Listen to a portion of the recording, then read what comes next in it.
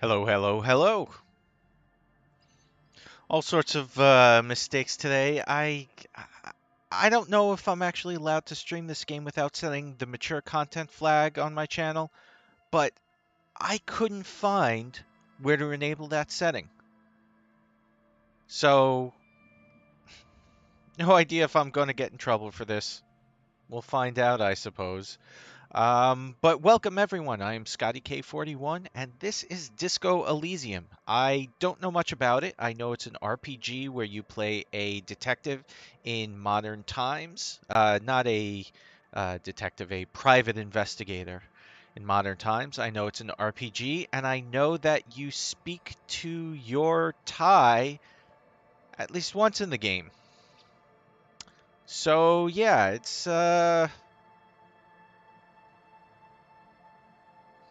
well liked. I've heard great things about it, but I don't know what to expect aside from it's obviously a very odd game. Let's get right into it, shall we? Okay, select archetype. Detective. Detective! It still angers me that how many great movies, including Seven, have been ruined just by the knowledge of what kind of person Kevin Spacey is. Okay, so we have select archetype.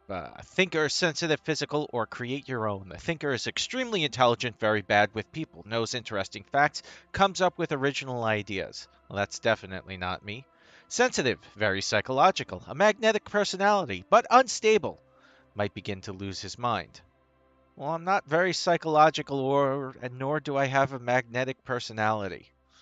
I am losing my mind, though. Physical, extremely physical. Interacts with the world through his body. Gets things done, but dumb as a rock. Yeah, none of these really seem like me, but I will just go. Thinker sounds like the kind of character I like to play and would prefer being.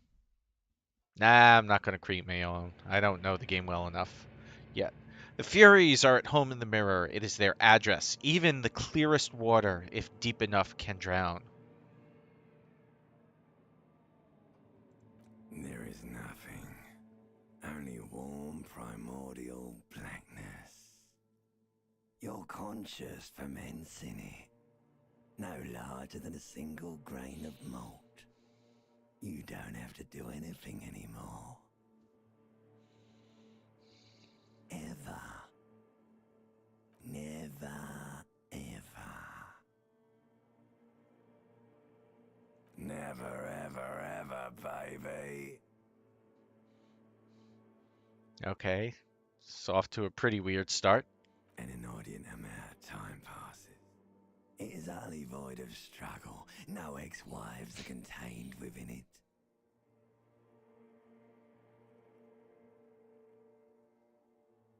Yes, it is. You got it, sweet brother. Nothing upon nothing upon nothing. I know you do, baby. I know. Coming right up, sir. Smooth passage. All right. Nothing town to fuck all borough. Do you want me to upgrade that to a one-way trip, sir? The song of death is sweet and endless. But what is this? Somewhere in the sore, bloated man meet around you. A sensation. Like a fly to the ointment, your conscience sticks to it. The limbed and headed machine of pain and undignified suffering is firing up again. It wants to walk the desert, hurting, longing, dancing to disco music. Well, we've got our first reference to disco music, I suppose. I thought that Disco Elysium was going to entirely be a reference to Greek Disco Elysium, but I understand this game is quite jokey, so of course it's going to reference disco music. Sing every time it's referenced or danced. I don't know about that.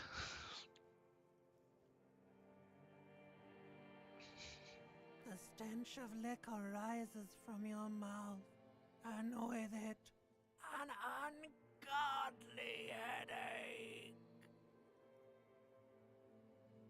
A fiery streak penetrates your skull, trying to force your eyes open. It's a sound, a clarion call from hell. Somehow, you know what it is. A Caprice Canema motor carriage. I don't know what that is. Is that the name of a car?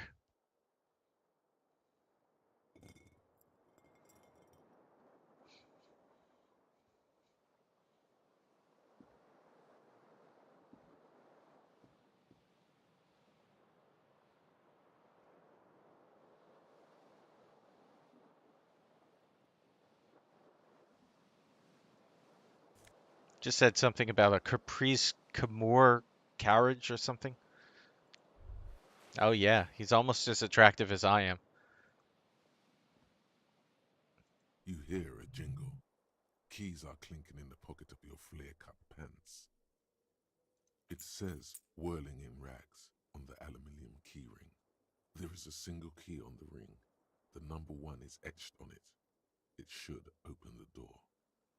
The Whirling in Rags is a hostel cafeteria on the urban coast, frequented by dock workers. I'm not. Oh, okay. I'm very confused by what's going on.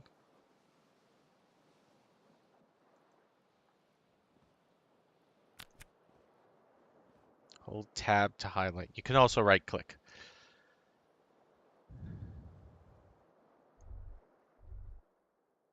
Doesn't tell you what everything is, though. You have to interact with it to find out, apparently.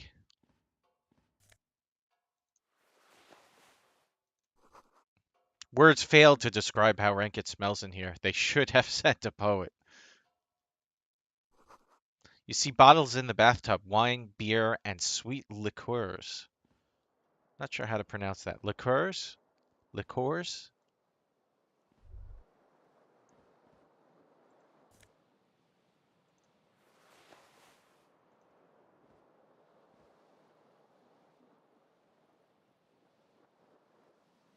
Now, I'm guessing that's my tie. This fan has 2 chain pull switches.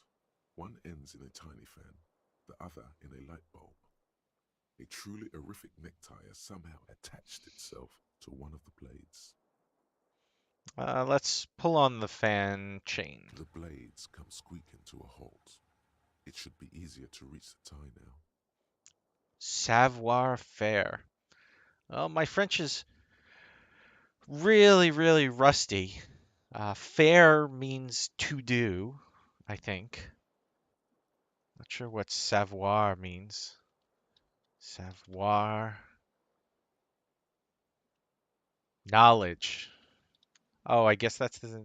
Uh, Savoir faire is capacity for appropriate action, especially a polished sureness in social behavior. Okay, interesting. I'm gonna grab the tie, but there's an 8% chance I will fail at this. Disco Stew likes Disco Elysium. How's it going, Grimy You Timey? reach out to grab the tie. But what's this? Diffuse, radiating chest pain. Doom comes over you. I tried to grab my tie and I had a heart attack. This is bad. Feels like sharp stones grinding in your chest and keeping you from moving Oh, wow. for quite a long time. Still ongoing. Now is a good time to start worrying. Finally, the pressure recedes. You find yourself covered in cold sweat and trying not to move, hoping it will keep you from dying. Well, I guess I don't have a necktie now.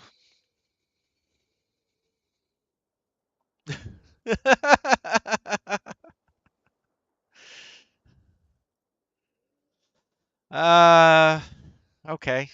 No A tie. I wonder. terrible mistake. Turn the Oh, lights off immediately. You can practically feel the photons burning a hole in your brain. okay. Turn The the lights lights off. are off. All right. I hope I can have an opportunity to buy a tie later on in the game. I don't feel complete without one.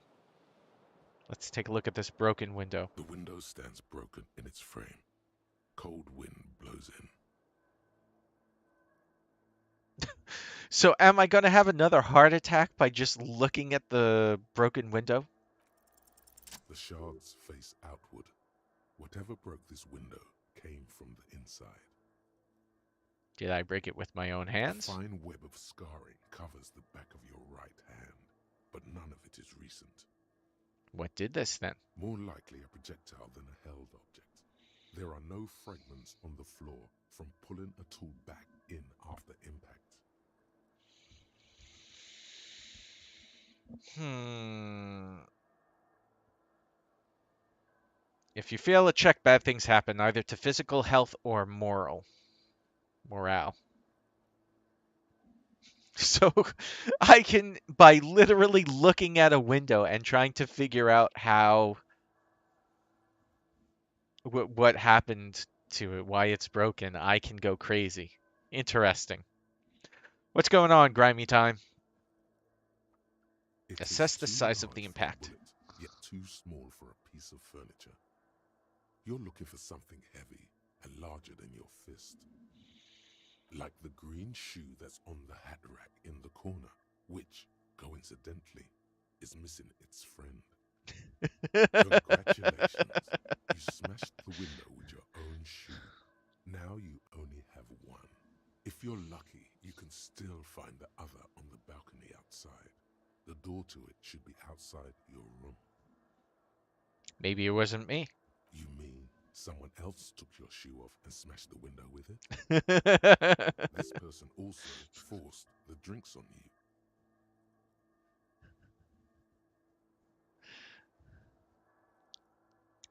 Oh man, I'm sorry to hear about your daughter. That really stinks.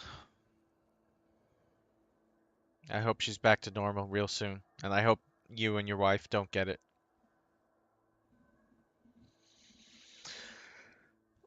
I should get that shoe. A cool wind gushes in. Your toes curl up from the cold. I just got 5 experience from deciding to go find my missing shoe. Is this game just going to be me laughing the entire time? Adding nothing of value in terms of commentary, just laughing at everything that happens.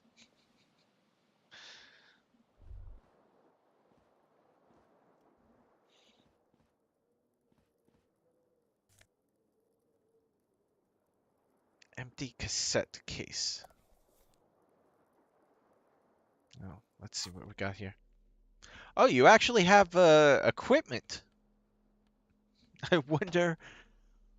Oh, wow. And it does modify your stats. That's interesting. I wouldn't have expected that. Bullets. Oh, I guess there is combat in this game. Empty cassette case. There used to be a tape in this case, but it was destroyed in a fit of rage. Something about the Atenie's single smallest church in St. Sands must have rubbed someone the wrong way. The label says this song was recorded in 1943.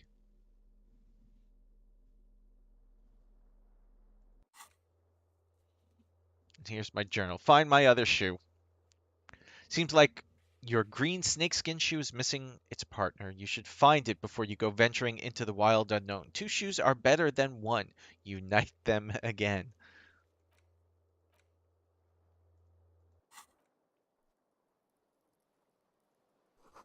Looks like someone tore out the tape while the song was playing. This reel-to-reel tape player is still on, rolling empty. Let's get one shoe. Item gained. Green shoe. Left foot. I like that in this game I'm going to have the ability to wear two different types of shoes at the same time.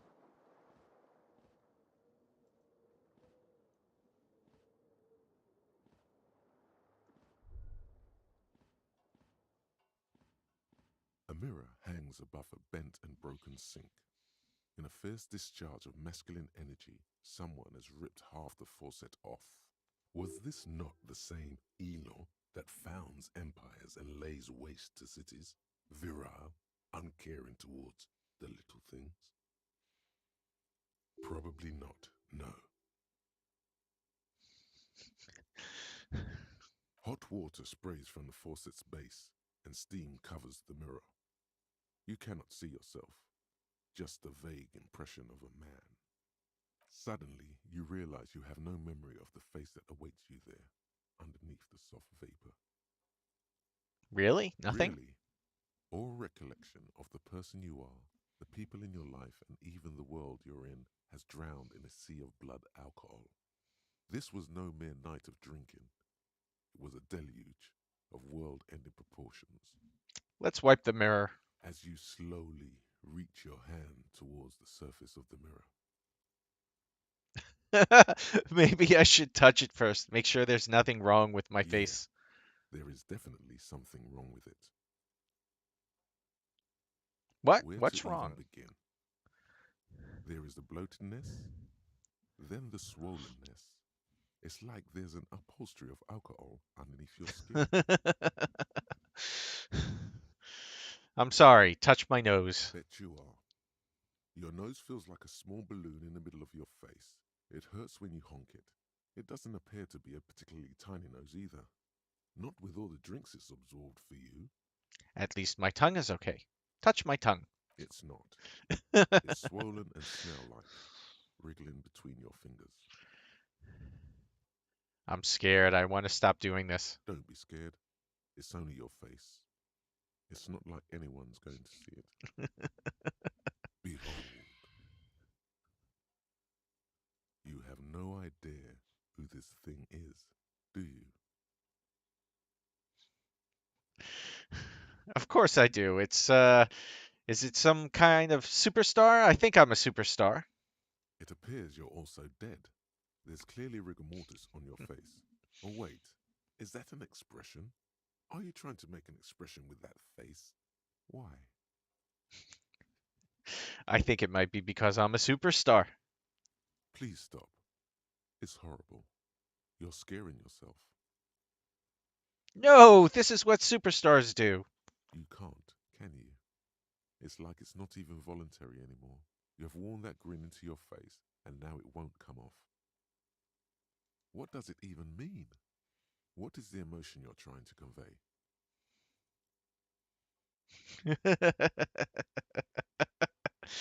I'm insinuating that I'm vaguely sympathetic. I think I'm sort of pulling it off too, in a sad has been kind of way. There is some charm to it. There might have been 10 years ago. It's little more than a cadaverous spasm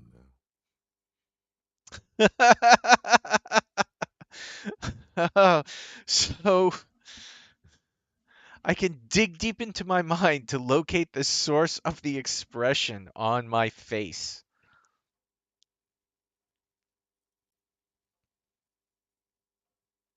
Or I can attempt to stop the expression from happening, which has a very low chance.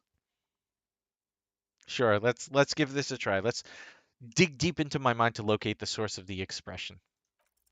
now. It belongs in the new, the third decade of the current century. Enough time had passed from the failure of the revolution that, for a fleeting moment, free market economy seemed like the ultimate, uncontested way of life for our species. Okay. Things were good. It was smooth sailing.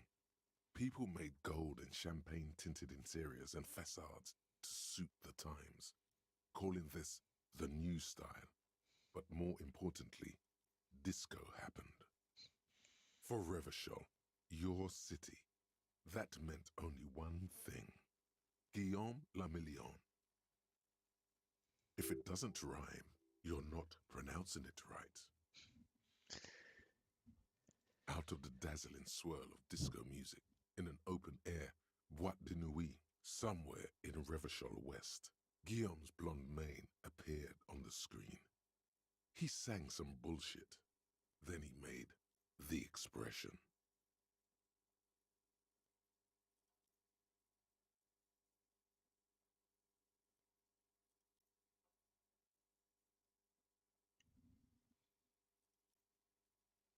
This is really I don't even understand where the game is going right now. So I adopted this expression? Why? Everyone loved it. Maybe you thought some of the stardust would rub off on you. Maybe it did. Either way, it's all gone now. Only the grimace remains. I feel the need to add a clicking sound when I make it. The click is used to spur on a horse. It also features heavily in Guillaume Lamillion's regional mega hit, Don't Worry, Your Pretty Little Head.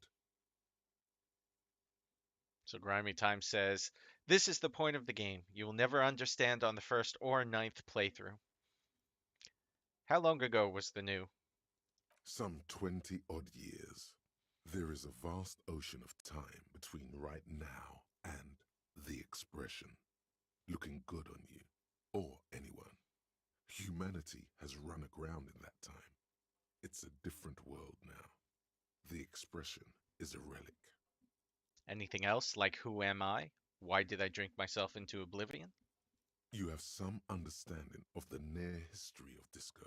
The rest is darkness.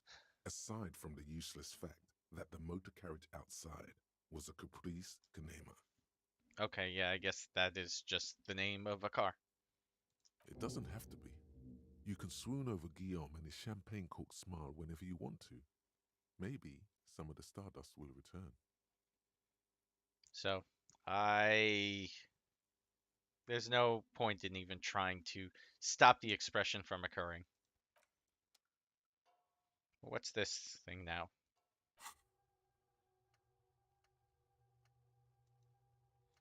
Oh, I guess this is a like an encyclopedia. Whatever happened to Guillaume Le Million? Guillaume Le Million, who, with his amber mane and sparkling teeth, beguiled the tattered remains of the nation while you suffered and suffered, did he dematerialize in a cloud of cocaine dust, or did he simply stand in the corner and melt into the slandering new lines of some starlit boîte de nuit 20 years ago? Spare a thought for his great ass too. Or wait, maybe he became a police officer in Revachol West. Hmm. Wonder what internalizing does.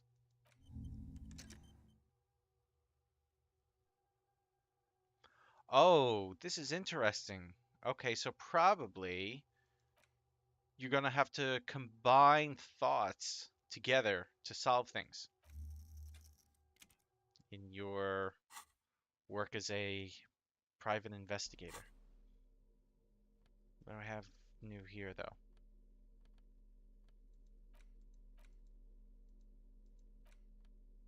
No, maybe that's just for the shoe. And what's this?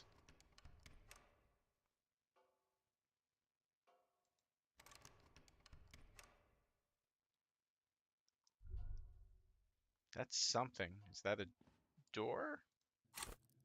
Oh, whoa. Oh, I guess these are my stats.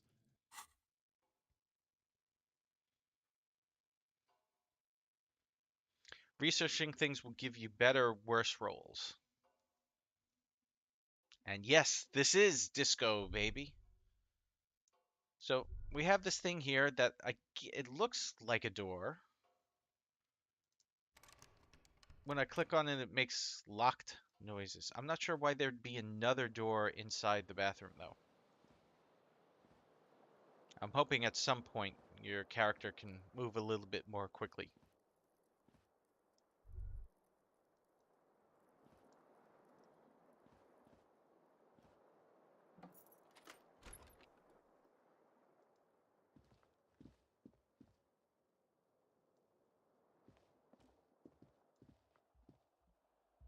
Oh, can't get outside yet. Revachol, zone of control 0 centigrade, black ice warning. Okay.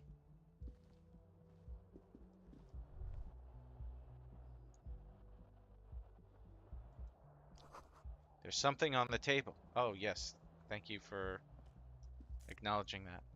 Ooh. Do I want to steal it?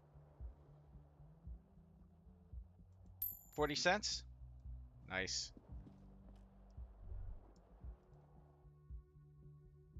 Low on health, put points into endurance.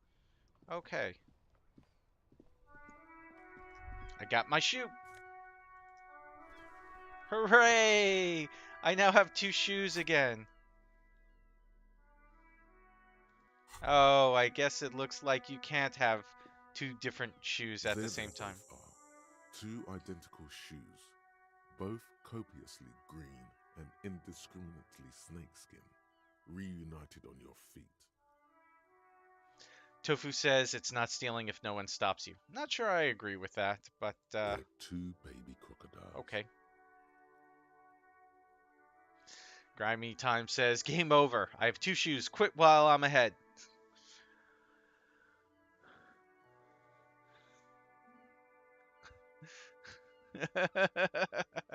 How do they fit? Good, they're balanced, comfy. Feels like the only good thing about you right now, truth be told. Yeah, but no tie. Hopefully I'll find a tie later on. Oh wait, there's something else. Gust of briny wind washes over you.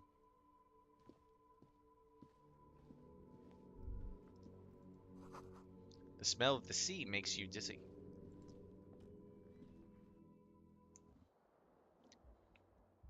Yep, I tried to get my tie, and I had a heart attack. Hello, officer. Murgles, thank you for the follow. I appreciate that. I hope you're getting something out of this because so far this game is just making me confused. Let's talk to the lady. The young woman raises a cigarette to her lips. Oh, and she's a disco dancer. Keep on finding references to disco.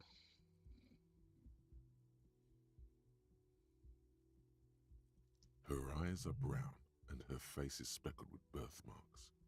She can't be more than 28. A silver jumpsuit falls off her like scale armor, sparkling. This is the sparkle of too many nights out on the city. Officer? Am I military personnel? No.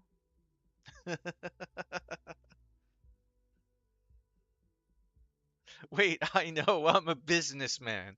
Chief Executive Officer, right? I'm gonna go with this.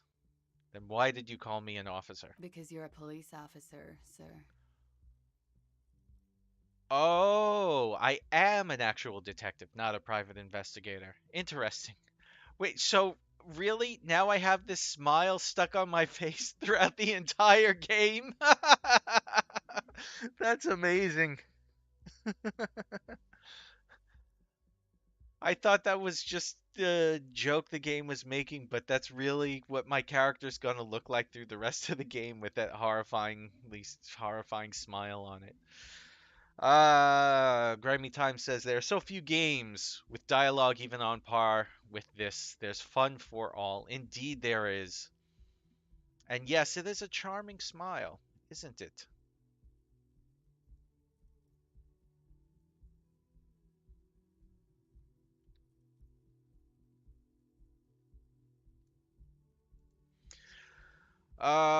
I can return and fix it maybe, but I had less than a 5% chance of it succeeding, so I wasn't going to, well, give it a try, lest I suffer another heart attack. Let's go with this. You're shitting me. I'm not. Unless you've been shitting us all this time. All this time? You've been here for 3 days. On official police business, no less. And what business is Couldn't that? say. In truth, so far, mostly drinking. You have no doubt about the drinking. But do you strike yourself as a tight-lipped drunk? She must have heard something. I might know where I am, or who I am, or what a Kupri Kanima is. How would I know what one sounds like? Why don't I remember being a cop or anything else? Who in their right mind would let me be an officer of the law? Suggestion, but this is, oh, very low chance. Try the expression on her. Let her know you want her physically. 3% chance. I'm not going to bother. Let's go with this. Who in their right mind would let me be an officer of the law? Don't be so harsh on yourself. They let almost anyone be a police officer. Why don't I remember being a cop or anything else? Could it be because of the drinking? She raises an eyebrow. The cigarette sizzles. She hasn't had time to put her makeup on. This is her morning cigarette. She looks tired, her beauty waning faster than it ought to at her age. Tofu says, a word of advice, not passing a check is not the same thing as failing. It's all content. Gotcha. I might not know where I am or who I am or what a Kupri Kanima is, how I know what one sounds like, She nods. but I do know when someone's not telling me the whole story. What am I doing here? What's my case? There's a mercenary out back. He's been hanged. The body has been there for a week now. The locals probably got tired of it and called the cops. And why didn't you just tell me that? I didn't mean to overwhelm you with information. You seem a bit lost, officer. I should get going now. Of course. Be careful, officer. They don't like the police around here. Something stirs in you as she's about to go. Call it an instinct, a need. The need to ask questions. It's like you said the words a million times before. She looks back at you, a light glinting off her eyes. Before you go, I have some questions for you. Yes? What is it that they have against the police here? The dock workers are pretty cocky. They think they're police enough. At least here on the coast. I can't say about the rest of the city. Where exactly is here? Where am I? You're in a hostel, sir. No, where are we? Where in the world? We are in Revachol. Revachol is the disgraced former capital of the world, divided into zones of control under foreign occupation. Oh, Half a century after a failed world revolution, she is central to our moment in time. I am sorry, Heather. I apologize for that. Let me raise the volume quite a bit. Let me know if this is better, worse, the same.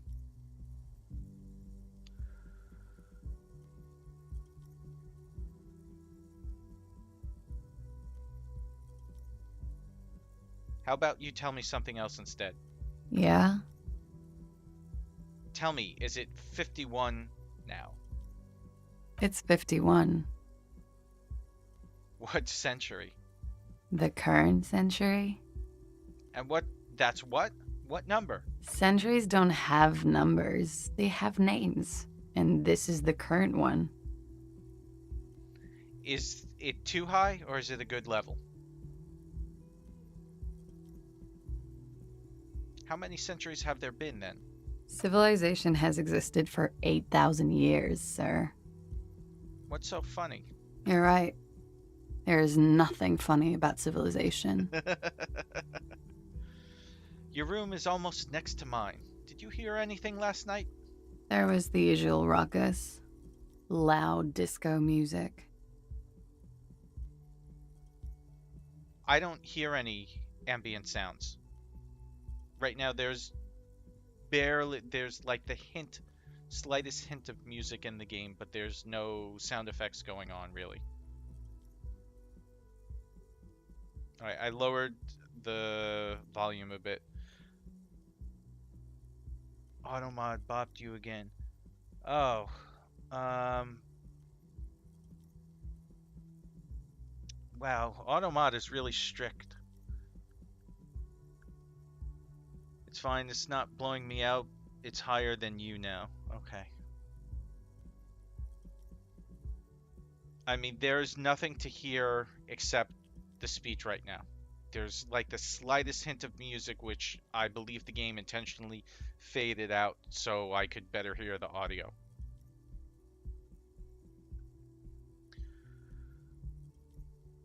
Did I have any visitors? I couldn't say. It's impossible to hear people speaking from over here.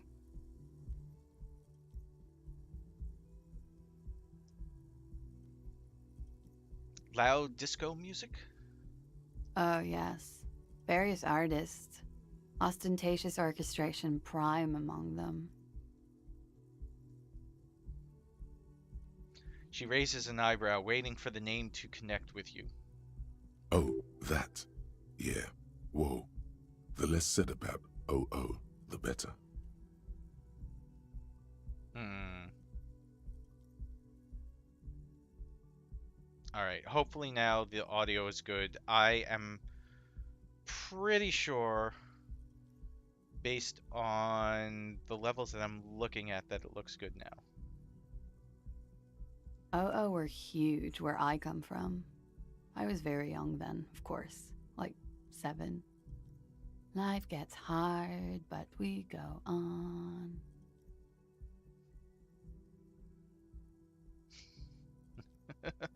Yeah, we go on all right. I don't know about that. At around 2 o'clock, the disco stopped, and there was a change of pace. What happened? A slow, sad song started playing, like organ music on repeat. That went on for quite a while. Some of the time, you were yelling along to it. Was I singing this? Show her the empty case of the smallest church in St. Sens. Yes, there was a church in there, a really small church, like the smallest, saddest church in the whole world. It was about that. And also What else?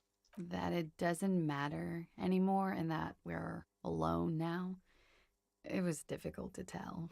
The song itself is very quiet and soft, but you sounded like a winded boar, sir. It was hard to understand what you were singing on top of it. When you say wounded, do you mean that in a cool way, like a wild beast? Yes, it was very cool. This is better than 75% of non-child plays. It's impossible to say whether she's being sarcastic or really means it. Then what happened? Then you started screaming and trashed the place. Are you sure I wasn't being assaulted? No, it didn't sound like there was a fight. It sounded like someone was trashing their room. A window was smashed. The tape player, probably. The song stopped. And furniture, too. A real destructathon. There was screaming. Then I think you passed out. You think I need an accent grimy time? Was there anything else? Or please tell me there wasn't anything else. There was.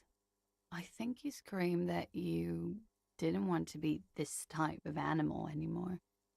I may have misheard, but it was sort of memorable. I went out afterwards. Everything was quiet by then, around 4 or 5. And that was it. Okay, you can go now. Glad to have been of assistance. That was a weird conversation. Looks like she left a nice long stub in the ashtray. It's still smoking. Okay.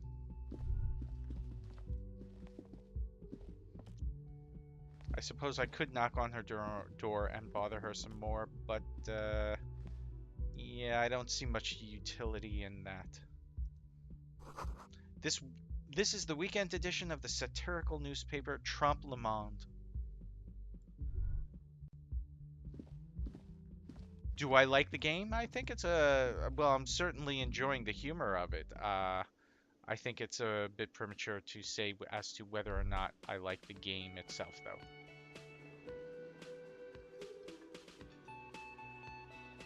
I haven't really done much yet.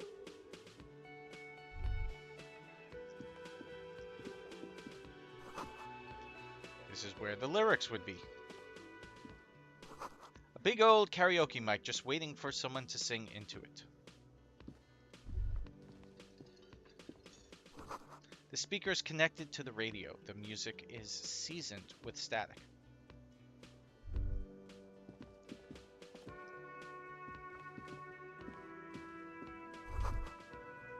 The menu has been wiped clean. Only the word Monday is written on it. Okay. Tofu is saying that the Ditto emote is not enabled in my chat.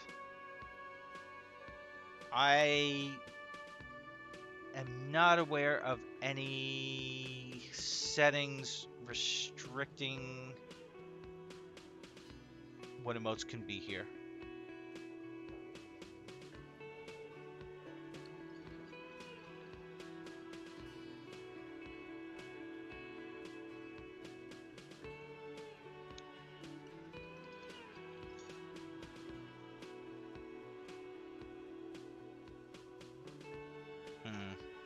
I'm sorry, I don't know how to enable.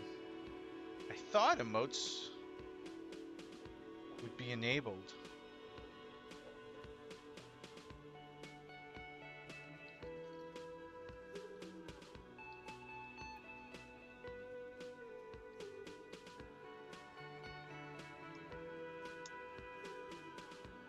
Well, some emotes are enabled.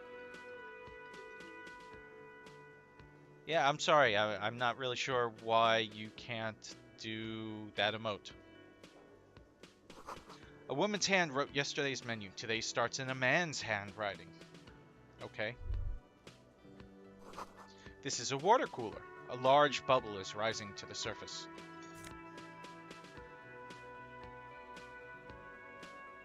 Nosafed.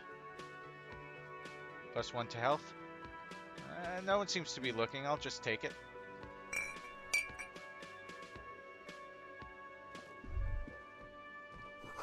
The soft purr of an electric juicer comes from the kitchen. Someone is working.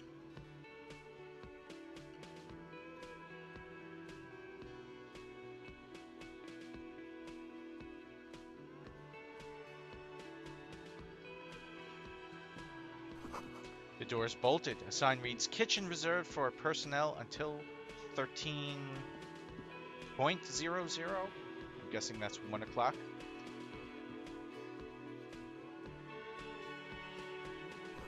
Inside, you catch a glimpse of union paraphernalia, a strike poster, some red pennants.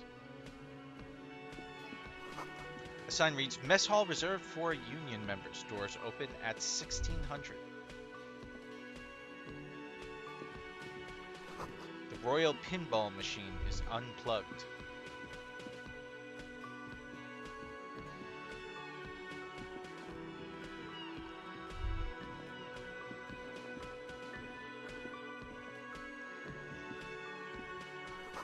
Bottle of rum has been knocked over. Beautiful dark liquid is spilling out.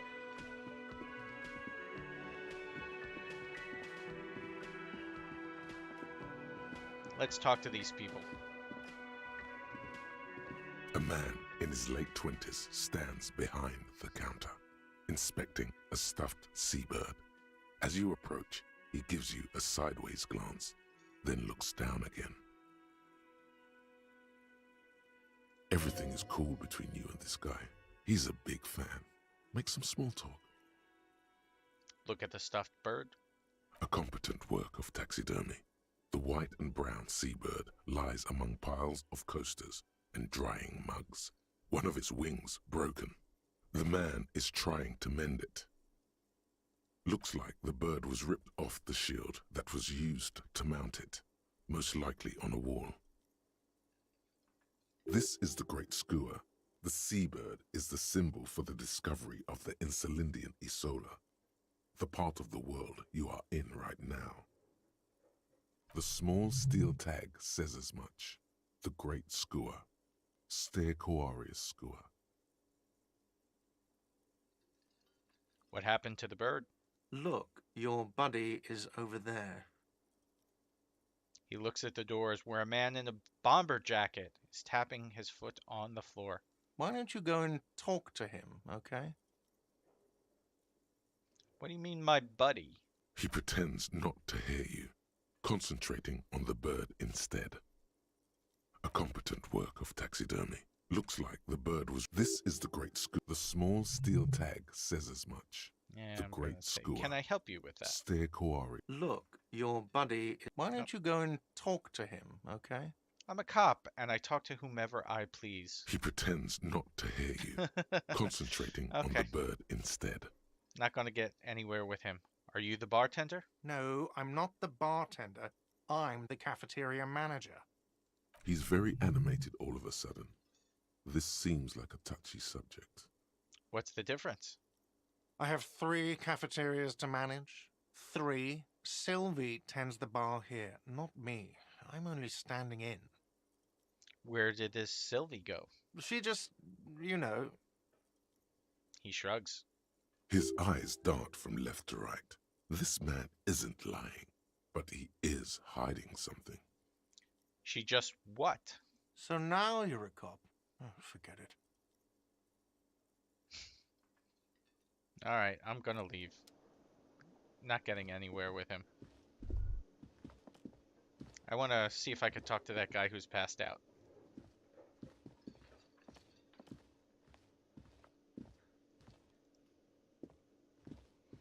Walking around is still pretty slow in this game, even That as I'm sugary black sobering up. rum stain on the counter makes you teary-eyed with joy. It's almost touching how syrupy and sticky it is. How long have you been up already?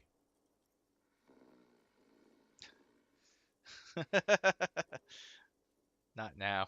Oh, excuse me. Do you have something better to do than lust for sweet syrupy rum and lemonade?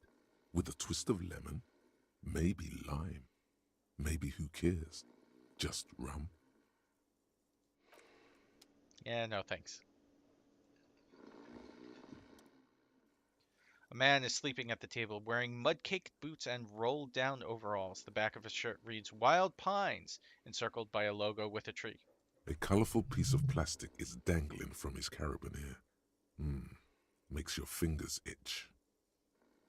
On the counter, rolled out of his open hand, you see a blister pack of headache medicine.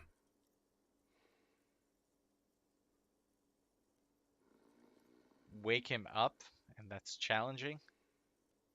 I'm not sure what a carabiner is. It's a dock worker's ID, doubling as a shift card and a Oh. job permit. A young, able-bodied man stares back at you from the photo. Santiago S. John.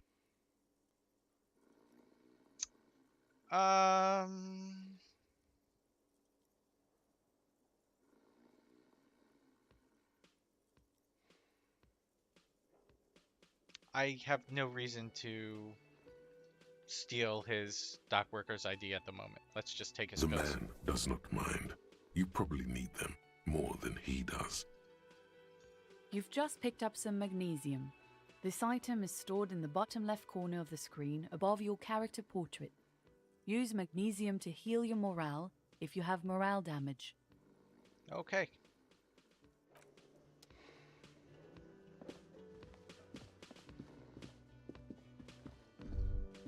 Well, I'm not currently role-playing as a klepto, so it's irrelevant. The theme on that pinball machine is a standard royalist theme, used on everything from pinball cabinets to full-flavor cigarettes. Oh, perhaps the tutorial voice is new, because as you're aware, they did add a lot of new voice to the game with the big patch. What was the patch called? The Final Cut patch. What are its hallmarks? Oh, you did play the Final Cut. I don't know what to tell you then. Clinging to a picture book version of the past century, waiting for the king to come back and cast out all the profiteers and homosexuals. Basically, imagine a yellow plastic crown with a liquor brand emblazoned on it. The idea of a king and a century gone is pretty fascinating. The sentiment is called anti-centennial nostalgia, pining for a time before the turn of the century. It's common even now, after 50 years.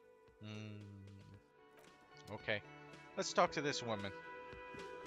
Hello, sweetie. You shouldn't keep your colleague waiting. She nods toward the man in the orange bomber jacket. Okay. A bespectacled man in an orange bomber jacket is tapping his foot on the floor. Looks like he's waiting for someone. As you approach, he narrows his eyes and extends his hand in greeting. On the sleeve of his bomber jacket, as well as on its back, are the same enigmatic white rectangles as on your blazer. Yeah, let's shake his hand. Be nice. Hello, I'm Kim Kitsuragi, Lieutenant, Precinct 57. You must be from the 41st. Note that his grip is firm. You realize he's waiting for your name.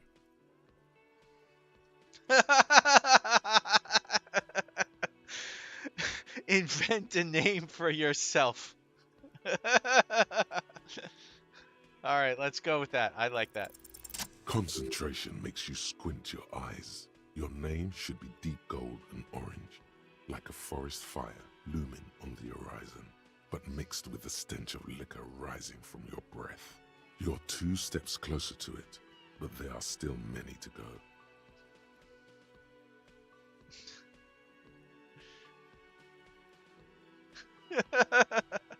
I don't know how to respond to this. What would be the funniest response?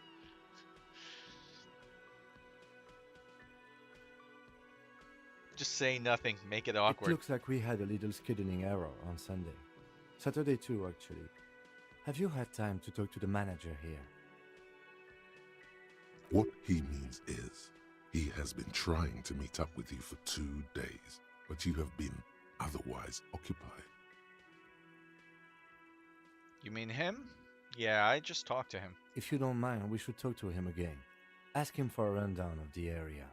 Now that I'm here as well. I understand the scene is out back, right? It also wouldn't hurt to assure him the police are finally here. In full force, I mean. Have you mapped out the initial interviews? What interviews? At the 57th, we like to prepare an initial list of persons of interest, and then just skim the surface. Prepare the field, get to know the players. You don't do that? Maybe it's not an inter-district practice. I haven't. Okay, we'll have time for that after we take a look at the coroner's case. Have you removed the dead body from the tree?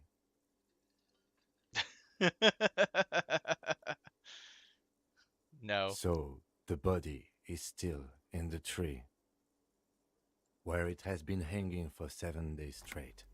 We should go there as soon as we are done talking to the owner.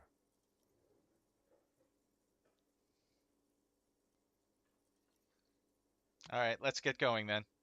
Oh wait, this sounds funny. What if I told you I'm not really a police officer? We all feel that way sometimes. There is no such thing as a police officer, I'm afraid. What remains is that there is a dead body in the tree. Someone has to figure out who put it there. If we don't, no one else will. And then, soon after, dead bodies would be dangling from all the trees. But first, we have to take it down. How can you be so sure I'm from the police? I was sent here to meet a detective from Precinct 41. You have the insignia of the Citizens Militia on your sleeve and on your back. I suppose you could be impersonating him. You could have gotten the insignia from the black market or forged it. But for now, I'm going to set those possibilities aside. I'm not from the Inspectorate General. Inspectorate General means internal affairs. What he's saying is he's not from the Rat Squad and isn't supposed to suspect such things. Ah, you mean the Rat Squad. No need for derogatory terms. They're only doing their job. You said insignia. These white rectangles, you mean? That's wrong, but let's go with it anyway. Yes. Oh, maybe not. I thought it was triangles. But they're just white rectangles. They're not just white rectangles. They bear a halogen watermark with the letters RCM and a pattern resembling the street grid of Revachol West. I would ask you to step into the headlights of my motor carriage, but again, it's none of my concern. I just need you to do your job. But shouldn't I have a badge or something? You mean you don't have a badge?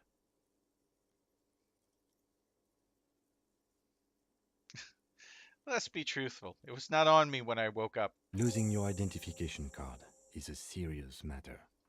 My vehicle has a shortwave. You can use it to report your badge missing. I would advise you to locate it as quickly as possible. But getting the body down should still take precedence.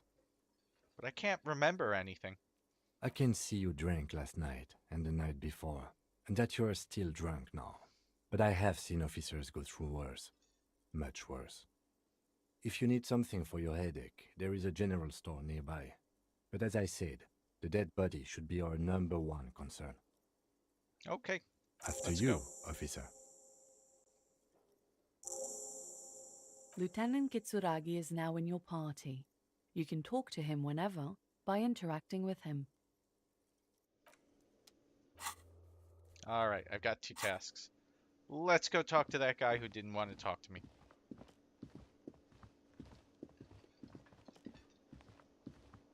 The man with the unimpressive beard notices you approaching. He drops the ledger he was holding and turns to the lieutenant. Mr. Gart, right? You run this place. Yes. I am Kim Kitsuragi from Precinct 57. This is an inter-district investigation, so joining me from Precinct 41... He looks to you, realizing he still doesn't know your name. I'm currently in between names. Fantastic. Oh, I gotta move my self again. Running out of space here on the screen. One of these days I'm gonna learn how to set things up a little bit more nicely in OBS, and I can set myself up at top left corner, but you know, just having my torso cut off right about here in the middle of nowhere like this looks pretty weird. But eventually I'll figure out how to add like a background or something. Yeah, the voice acting is pretty good so far. But the writing is hilarious. It's like when you've left your band, but you haven't decided on a solo artist name yet. That's wonderful, really. I think so. But there's a dead body out back. No one wants to work in these conditions. It's been a week. Sir, I understand your concern, but we are here to do a job. And for us to do it, I need you to stay calm. Yes, of course. I know it took us a while to arrive at the scene, but it also took you a while to call us. It was you who placed the call, correct?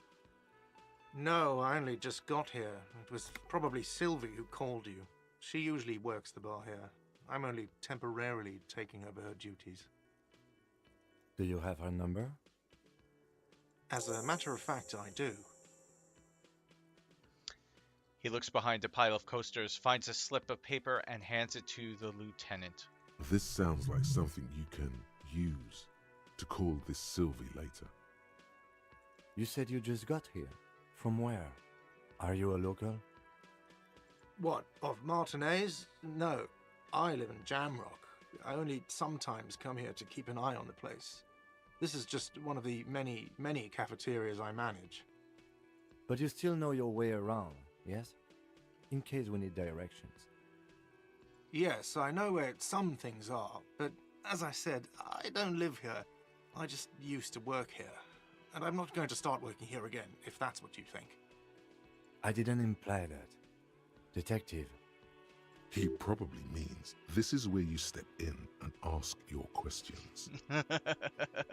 Who, me?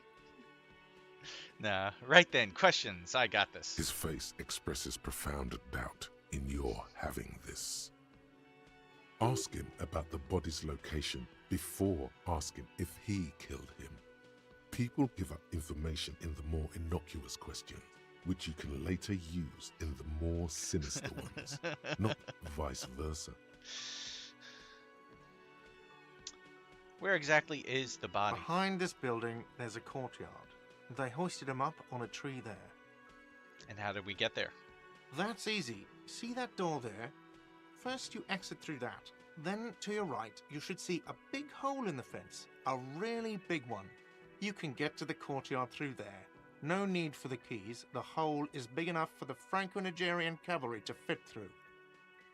This man means the heavy cavalry of the innocents Franco-Negro, sweeping over the plains and nations of the enemies of mankind.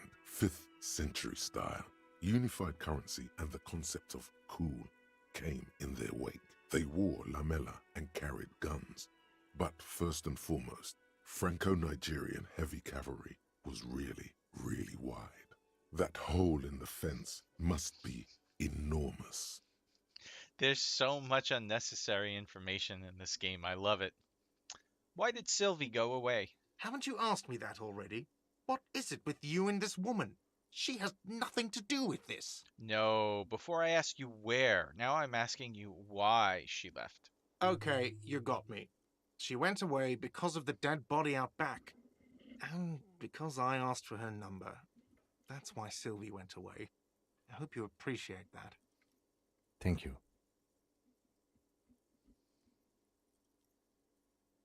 Didn't go well? I asked an employee out. She didn't want to come, but felt obliged to. It was a bad idea. Now, what is so goddamn fascinating about that for you? It's got nothing to do with the lynching. Everything has something to do with everything. Good for you. Was there something else? I'd like to get back to what I was doing. Who killed him? I don't know who killed him. I'm not the police. That's your job. This is it. He said they hoisted him up on a tree. Who is this they, if he doesn't know? See, the great thing about choosing this archetype is it makes me feel smart because the game is smart for me. Before you said they hoisted him up on a tree, who do you mean by they? Oh, people are saying it was the union dock workers, that it was a lynching. Who exactly is saying that? The locals, the customers, the people who eat here. A lot of dock workers eat here. Sylvie told me everyone knows the dock workers did it. Did the debarders themselves tell her this, or is it a rumor? I don't really know. You'll have to ask her. Why would the dock workers lynch this man? I would suppose it's because they have nothing better to do. You mean the strike? Yes, the strike. The man they hanged was a security guard for the harbour company, I hear. A mercenary. The unionistas probably thought they'd send a message. I have The another lieutenant question. turns the page in the little notebook he's been scribbling in.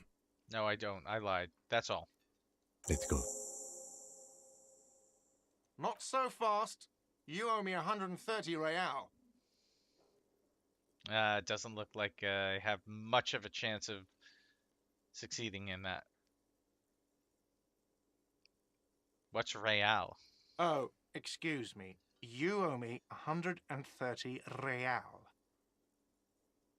The IIR or Inter-Isolary Real, is the global reserve currency. Whatever part of the world you're in right now, it's safe to assume he means you owe him some money. Oh, I understand. You mean I owe you money. Wow, you're a genius. Yes, that's right, money. You owe this establishment 130 real. You're under arrest. What do I owe this place for? Let's see. 3 nights at a tariff of 20 real comes to 60 real. Then there's the window you annihilated. The hole in the window was the first thing I saw when I came to work. So don't try to tell me you didn't. That will be 40 real in damages. Another thing you've annihilated is half the bar. You've run a tab of 30 real. Actually, more, but we'll round it down to 30 for your hard work maintaining the stability and order of Revachol. That's 60 plus 40 plus 30 equals 130 real. And yes, real is still money. But what exactly is money? What are you, a philosopher? Since I woke up, I have trouble remembering even the most basic concepts of reality. Money is what grown-up people use to pay for things.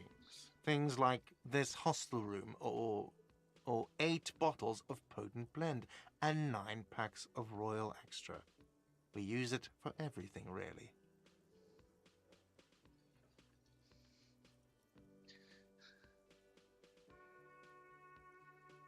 Interesting. Where do I get it from? Are you serious? From your work? I don't know. You can take bribes, I guess. I'm sorry. I don't think cops can take bribes. Some do take recompense, but only to survive. The lieutenant is dead serious. Why do I need it? For survival, to pay me. Unless you want to become a hobo. Do you want to become a hobo? There's nowhere else to stay in Martinez, and it's a cold spring outside. Money doesn't make you happy, but it lets you be unhappy for a while longer. If you run out of money, you die.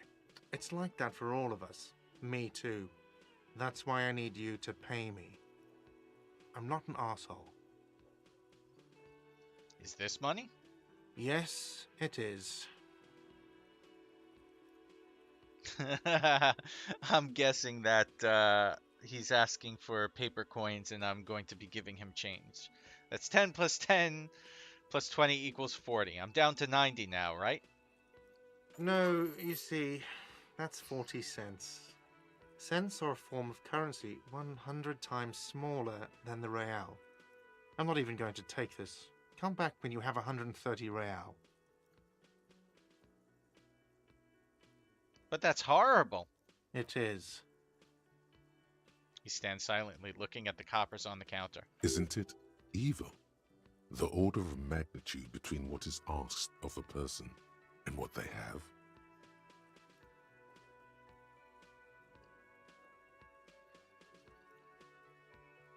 Darkness rides.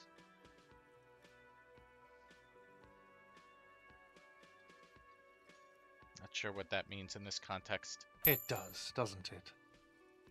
There's a shuffle of nylon as Lieutenant Kitsuragi looks for something in the pockets of his orange bomber. What happens now? I'm sorry, but he has to pay. I can't let him stay here any longer if he doesn't. If he doesn't have the money by tonight, then...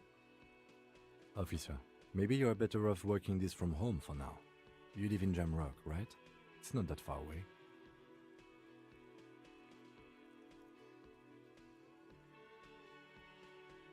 I don't remember where my home is. Officer, you really need to take this up with your station. I have a shortwave radio in my car. Call them, ask for assistance. We have to get this investigation started now. Good luck.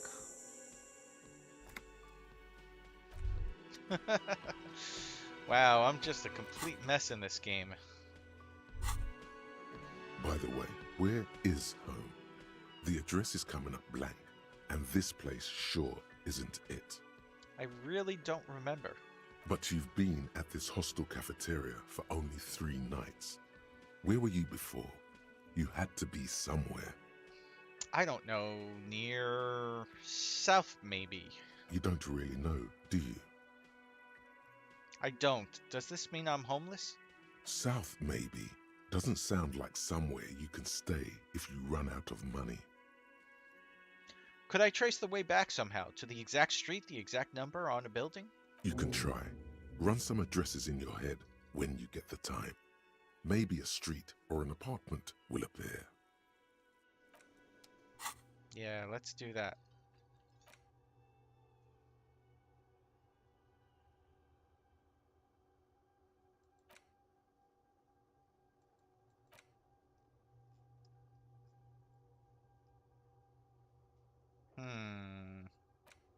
Okay. Let's try this. Okay, let's rewind. Let's trace your drunken steps back home. Jump across the raised channel bridge southwest of here. Fall over. Get up. Get off the asphalt in 20 minutes. Shovel your feet through courtyards, scaring little children. Go under the great raised motor tract, the 881, until you reach Le Domaine Eminent in North Jamrock. The streets are frozen this time of year, caked with ice. Walk down Main to Perdition. There's a side alley there, and your footprints in the mud. Okay, so if I understand what Grimy Timey told me, and I might not, I can just subconsciously think about this stuff. And after 6 hours and 5 minutes of game time, I will know a little bit more. Can also internalize this at the same time, I guess, to figure out what happened to Guillaume Million. And that will take me 4 hours and 30 minutes. Okay. Yes? Yeah, he should know this. I think he should know that I can't remember anything. The bonus it gives you while researching is only when researching it. Once you learn it, it can be different. Not sure I understand, but okay. No response. He just arches his brow. He's having trouble processing it, believing it even. I feel I must repeat this. I don't remember anything. There was heavy drinking involved. Have you tried concentrating on something other than your personal affairs? Like if it says +1 to intelligence while researching after you finish, it could be +5 rhetoric instead.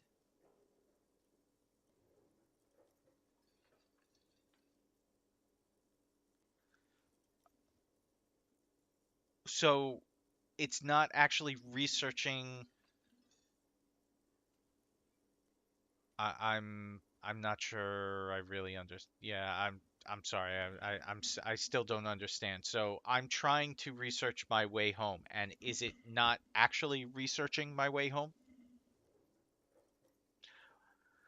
But I'm completely lacking in basic information even this organization we're in. Can you help me? Fine. We should get through this day first. Off hours begin at 9 p.m. If you're still having trouble then, I can give you an orientation. Fine. Let it be. Focus on other people's troubles, not your own. That is a relief. Okay, forget it. A moment passes. The lieutenant glances at the sports watch on his wrist.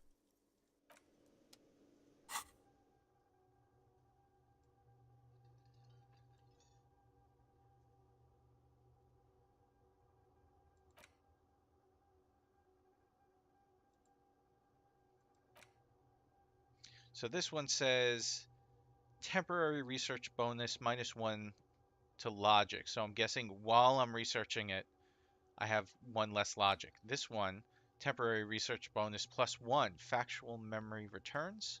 So I'm guessing while I'm researching it, I get +1 to encyclopedia. But ultimately, I'm looking for the solution, not. But I understand. Thank you, Tofu. All right, let's. Oh, I guess I can't go out back through the kitchen. I need to leave through one of the doors.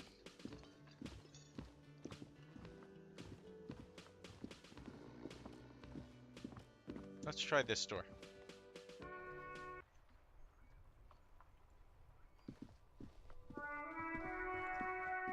Oh, there is the ability to zoom out. That's nice.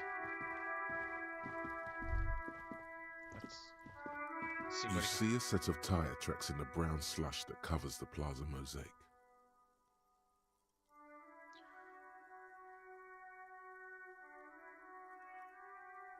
reconstruct the movement. No, these tracks are not interesting at all. Let the street sweeper just sweep them away. What kind of vehicle drove through here? Hard to say. Your vision is blurred and you're having difficulty concentrating thanks to your relentless hangover.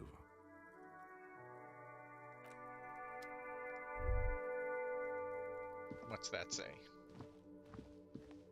An old call box with a matrix of push buttons lists all the companies in the East Delta Commerce Center. I'm not going to mess with that. But let's take a look at this garbage can. There are 9 bottles inside. You could pick them up if you had a bag.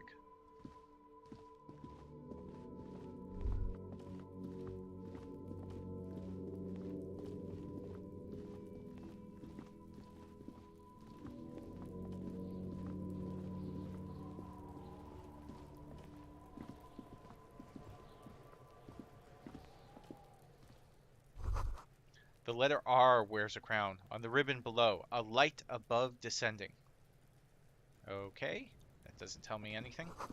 This is the logo of the local municipality of Revachol.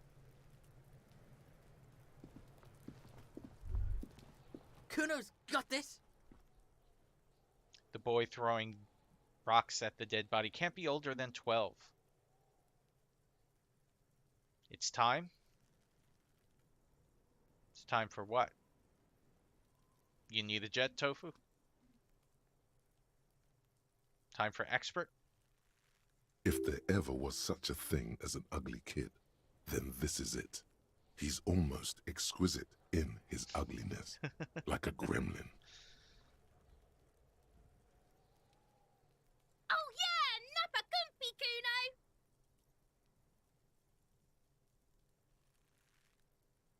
Hey kid, a word. Police business. Right in the dick, Kuno! Get him right in the dick!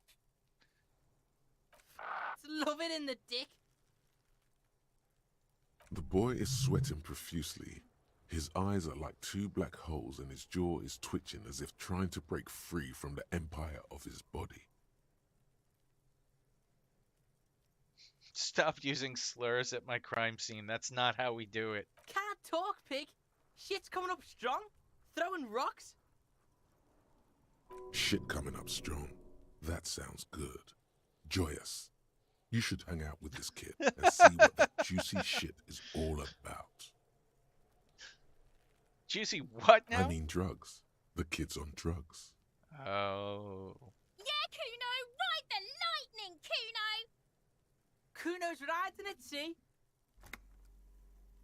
He wipes sweat from his brow and sends another rock flying. The rake, Kuno!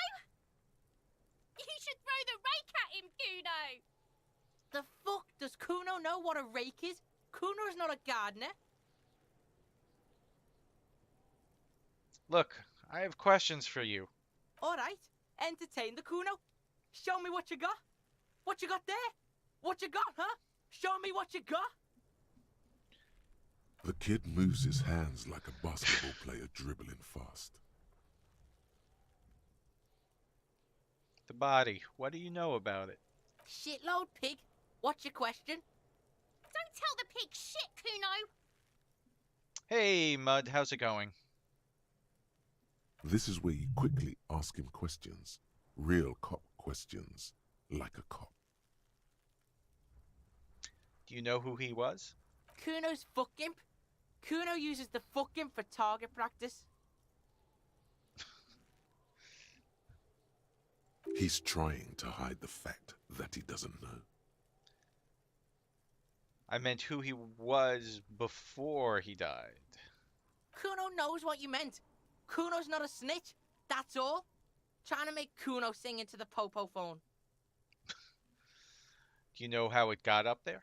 Probably climbed. Kuno was busy down the road when that shit went down. So you didn't see it happening? You heard Kuno. Kuno wasn't even in Martinez. Kuno wasn't in Revachol. Kuno wasn't regional. Oh, okay. Where did you go then? I don't know. Some fucking He looks around, trying to come up with something. Mesco or I don't know. Some other place. Night City. Kuno was in fucking Night City. There is no Night City anywhere. That sounds like the name of a city in some pulp science fiction novel. Where is Night City? Kuno gives this info out on a need-to-know basis, and you don't need to know. Kuno didn't smoke the gimp, if that's what you meant. Thanks, Kuno. That's one name you can now cross off the list. Have you seen anyone suspicious around? Just a couple of pigs sniffing around in the dirt. That seems pretty fucking suspicious to Kuno. Yeah, you tell the faggoty Kuno. More on this later. Right now, let's talk about something else. You're testing Kuno's patience here. Get lost,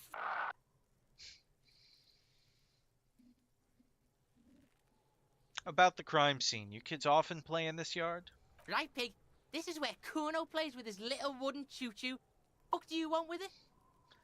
I might have questions later. For now, let's talk about something else. Yeah, whatever. Kuno doesn't give a shit. Well, this is gonna have a hilarious answer, but I gotta ask, who is Kuno? Kuno's Kuno, pig? The boy points to his chest with both thumbs. It's always Kuno, never I. Clearly the kid's using the third-person perspective as a shield.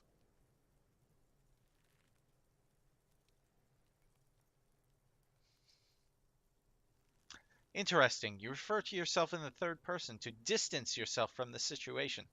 Kuno doesn't do that smart shit. Don't throw that book shit at Kuno. Kuno knows you're lying. Trying to get Kuno hooked on the book. Watch out, Kuno! He's trying to fiddle you! He's gonna put his hands on you! The thing behind the fence starts squealing, shrill and violent like a fire alarm. Help! Pig's got Kuno! Help! Rape! The sound gets louder as the child shouts at the windows overlooking the yard. Help! He's got the Kuno, help! Everyone can hear. You need to get the hell out of here before.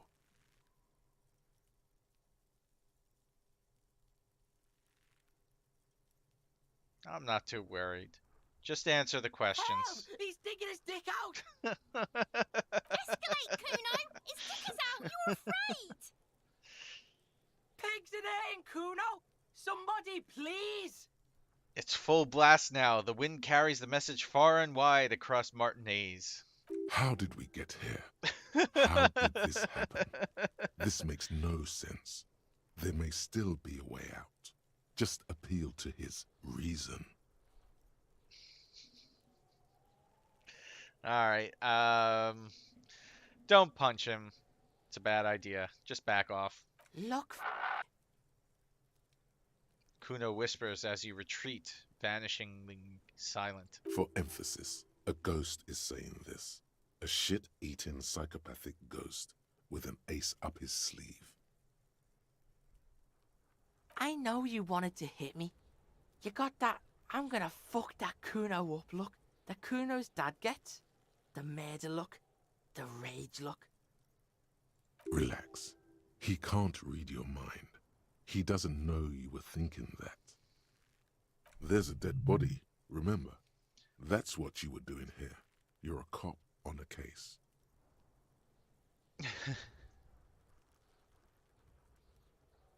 Why don't we get back to the interview, Kuno? I know what you thought. I'm gonna fuck that Kuno up. I'm gonna shut that shit down. You know what? You should've, because now Uh-oh. you're nothing. You're a joke to Kuno. Kuno laughs at you. King Kuno! Kuno turned you into his prison, bitch! You're gonna be in this shit with Kuno. No, you're not. We can just leave. Bitch, you're gonna be in this shit with Kuno forever. The pipo-headed critter doesn't let him finish. A peepo is a type of hat, by the way. Ah, thank you. Let's just leave. That was a pointless conversation. Smells like spoiled meat and curdled dairy. A human being decomposes. That was really a pointless conversation. And yes, he did deserve to be punched. There are several footprints in the mud, left by work boots. Anywhere from 6 to 12 pairs have walked here. Let's get an exact count. Maybe more than 12. No, 8 pairs of boots have shuffled back and forth in the mud. Go over them one by one. 1. Standard work boot, steel reinforced toes, number 46. 2. Standard work boot, steel reinforced toes, number 44. 3. Hobnailed work boot, steel reinforced toes, number 43. 4. Standard work boot, number 45 or 46. Wait, which is it? You don't know. It's a miracle you can tell the prints apart as it is. The cold must have preserved them. Count more. 5. Another standard work boot, steel reinforced toes, number 44. 6. An aberration, light as air, even pace, same make of boot, but number 41. Male or female? Impossible to tell. Could also have been an adolescent. The gait is undeveloped. I'm pretty good at this, ain't I? You're not bad. It's as if the whole world darkens. Everything else has a thin film of unimportance on it, and the tracks burn in the middle of it, in a strange, beautiful way. Let's count the rest. 7. The glowing outline of a standard work boot, number 46. But the imprints are twice as deep as the others. The weight exceeds 200 kilograms. 8. And yet another standard work boot, number 44. There's an aberration in the pattern of the sole, however. The right sole is smoother, more worn. How many? 8. I was pretty off then. I counted 20. The same guys are going back and forth. I never got the hang of it. Hyperopia. Do you see anything out of the ordinary? Light step number A 41. woman? Or a kid? I don't think there's any way to be sure. Understood. Anything else? A heavy one, 200 kilogram imprint. 200? Could it be the combined weight of two people, one carrying the other who's tied up? Let's say a heavily built worker carrying a similarly built, soon-to-be-dead man. How long am I playing, Heather? I will be playing until at least 10 p.m. my time, which is another hour and a half at least. Probably won't be going past 11 p.m. though. He might be right. 200 kilograms of living weight is unlikely. One of them was carrying him over. Yeah, let's go with that. Possibly, yes. But why? You're thinking, why did they have to carry him? Yes, they could have used a makeshift stretcher or just march him up to the gallows. Maybe the victim wasn't conscious. Even easier to carry on a stretcher, or between two men. Anyway, it's for future consideration. What else can you see? An aberration. One sole is smoother than the other. Interesting. Let's name it the odd sole. Do you have any ideas, Lieutenant? Someone operating a workbench with a pedal? Like a joiner at the harbor. Or maybe a drummer? So one of the people we are looking for is a drummer? No, it's not. Forget I said it. We are not looking for a drummer. Perhaps it could be a driver. A driver would wear out their right shoe before the left. The accelerator is on the right. Nod thoughtfully. We should keep our eyes open around the traffic jam. See whether anyone strikes out as a potential suspect. Seems prudent, no? Yes, prudent. Mm-hmm. How old do you think these tracks are? A week, maybe? 7 days would fit the time frame provided to us by the caller, who reported the hanging. It is not impossible. How do you know?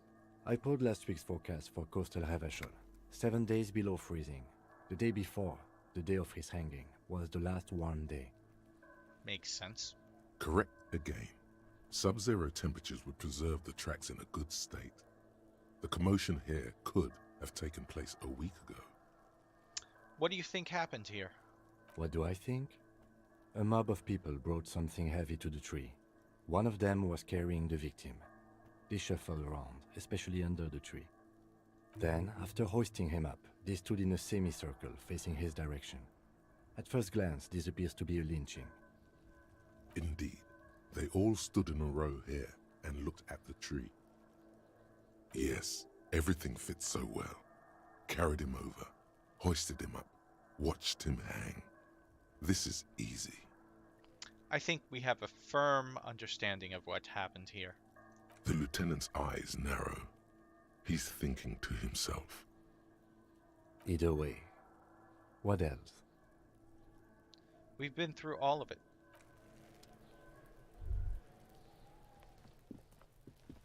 Let's just take a look around before we get to the body. The winch mechanism has been oxidizing for some years. Oh, very useful to know. An inconspicuous pile of the roofing material, Eternite. Let's give this a try. Why am I looking at this pile of roofing material? Because it's nice and orderly. Well-laid palette. Easy on the eyes. Okay, I Rhythmic failed. pattern. Calms your mind. Mammals like this stuff.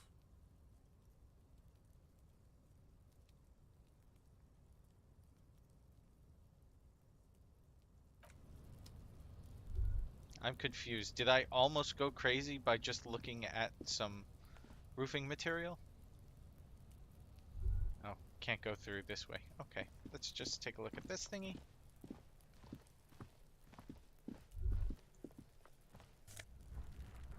Ooh, more money. And magnesium. Heather says, I hope you get addicted and can't stop. Well, I'm enjoying the game. Someone is trying to grow some herbs in this greenhouse. It's very funny, and I'm although the actual mystery so far isn't that interesting, the world itself is, and it's hilarious the situation that they've created to make it so you have your main character can learn things at the same time as you. This kid's ladder is rickety but still climbable. All right, let's get the body down. The corpse looks at you with bulging white eyes. The face around them does not look human. It's swollen and ready to burst. His lips are fish-like and his tongue like a ball gag in his mouth. Yummy. You seem to be holding your breath. Look down. A cargo belt twists his neck at an unnatural angle. The body below appears stiff. It's letting out an ungodly rot. The smell seeps in, even through your clenched nostrils. I do not have the endurance to not throw up. God, what is that? Why is it so bad? Active decay. It's okay to throw up, officer. No one is judging. He's about to blow! Cop's gonna blow, Kuno!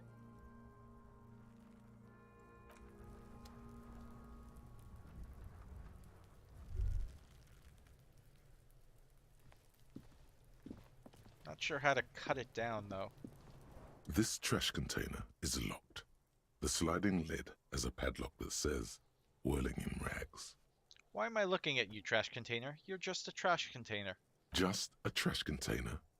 There is no such thing.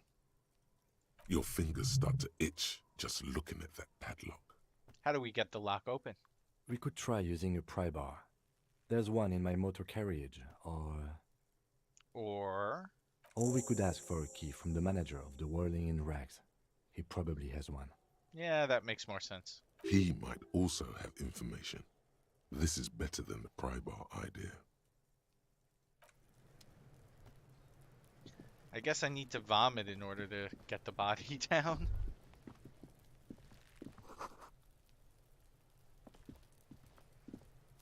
Oh, this ladder. The ladders for kids, it probably wouldn't hold the weight of a man. So I need to get some sort of step ladder, I guess, in order to get the body down. There he still is, looking right through you with his white eyes. The body below is entirely dedicated to that corpse smell. Emitting it is all it does now. Oh, let's see what happens. As you breathe in, the odor comes over you. It's a smell of the mind telling you to run, and your stomach to wring itself empty. With your hands at your sides and your eyes squinting, you stand in it. So, I failed a roll that I had a 98% chance of succeeding, and therefore failed to get my tie, and I'm now tieless, and then I just succeeded in a roll that I had a 3% chance of winning. Okay. I don't, I don't understand statistics. Yeah, I would not recommend that grimy time. I'm not going to be staying up that early. I'm not going to be staying up that late or early, depending on your perspective, continuing to play this game.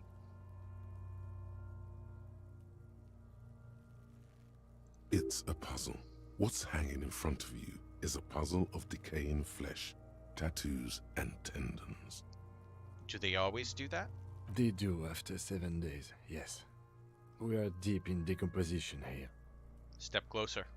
The man before you is naked, but for a pair of underpants and enamel boots. His skin is greenish, marbled with decaying veins and blotched by lividity. A fading web of tattoos covers his chest and shoulders. The cargo belt used to fasten him to the branch above appears industrial in strength. Inspect the boots. The material appears to be ceramic.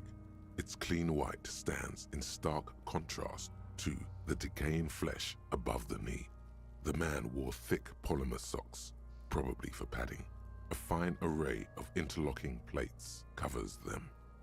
Yeah, no one needs to do that. I'm not staying up until 4 in the morning. These are clearly not boots.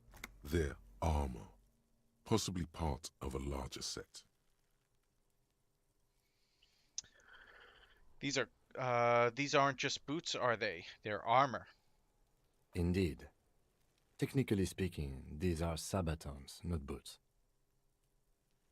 Oh, okay. That's useful information because I've often come across sabatons in Final Fantasy XIV, and I never really knew what that was. But now I have a connection between a complete definition, or a better definition.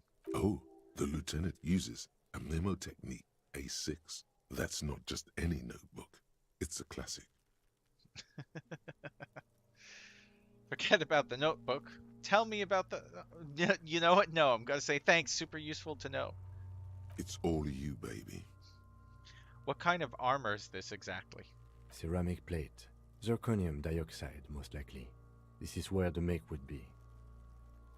Heather says the dead guy's into glamours. Indeed. Under the hill.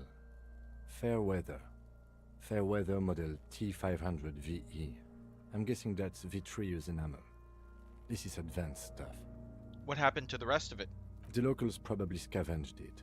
It would be odd if he had more on after 7 days. We should keep a lookout for these pieces. The armor could yield information. Maybe he'll know something. Understood. The sabatons dangle off the man's decaying form, ageless and synthetic. Knock on the boot. A small bell-like sound fills the air, like tapping on the side of a porcelain cup. Sounds fragile. It's anything but.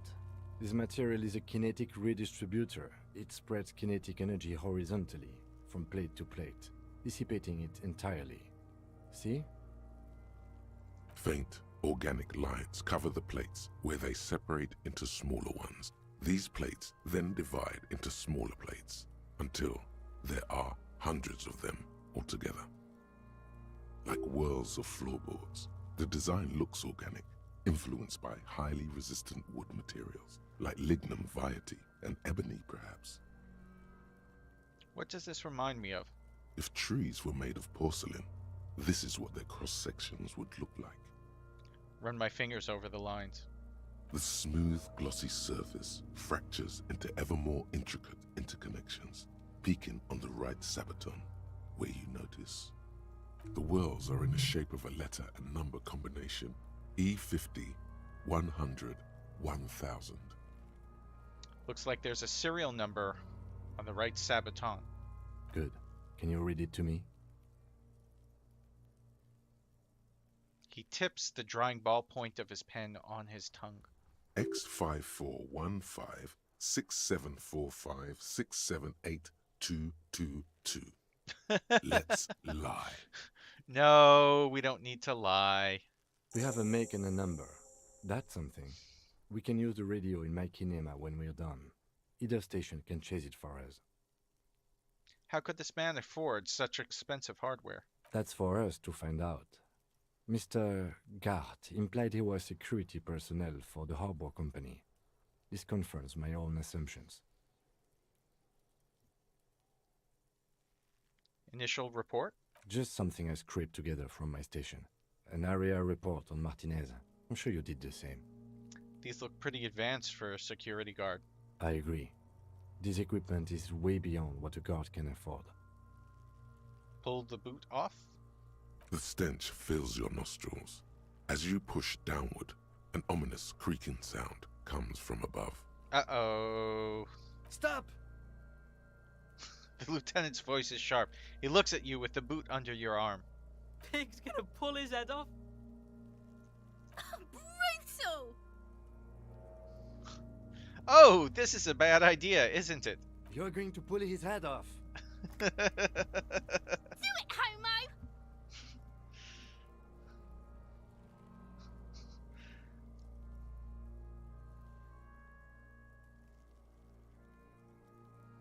I don't know how to appropriately answer this question.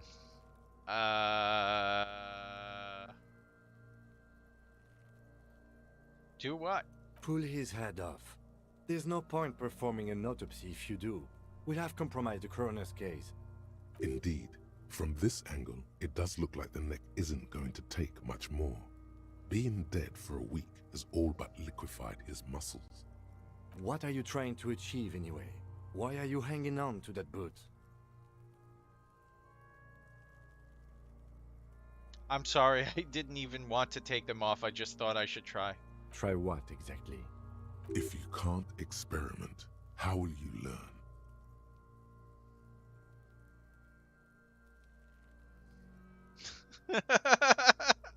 I love how this game basically gives you opportunities to do all of the ridiculous things that you do in adventure games, but then expects you to explain why you are doing such a ridiculous thing.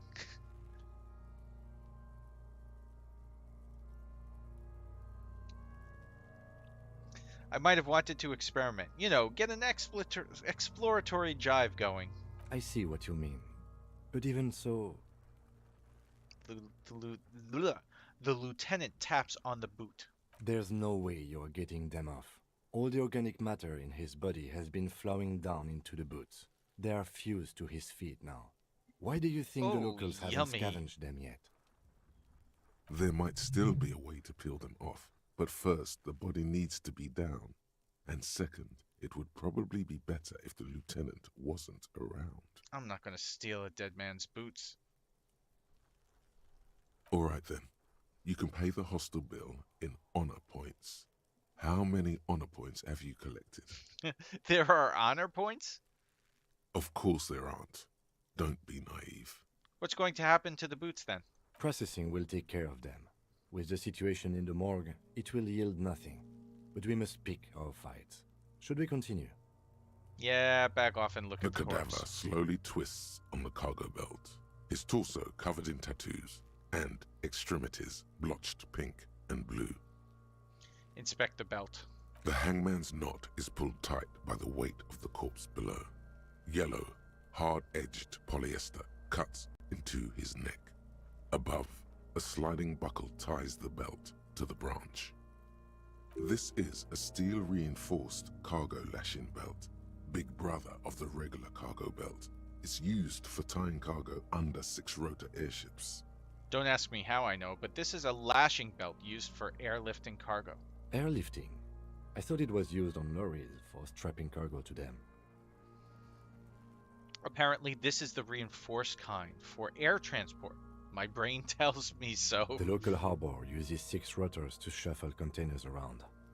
I get the sense they use whatever was on hand without paying much attention to not incriminating themselves. We're assuming dock workers from the harbor did it? The brief suggested as much, politically motivated by the ongoing strike. Did you not get a briefing? My past has undergone total annihilation. Nothing remains. My mother, the love of my life, certainly not a briefing. Okay, you should ask me for one the first moment we get. They sure wanted him to stay up there. The rope is reinforced with steel wiring. I was afraid it would be. Thin steel wiring, parallel strands. This makes getting him down more problematic than I had assumed. How did they even get him up there? A noose is one of those things that's easier to use one way around. Did they climb up using the kid's ladder? That ladder can't carry a grown man. I didn't see any splintering either, did you? I think they lassoed the branch, then pulled on the belt to close the buckle. That makes sense. Could be. The shape of the branch supports the theory. The cadaver hangs from the cargo belt.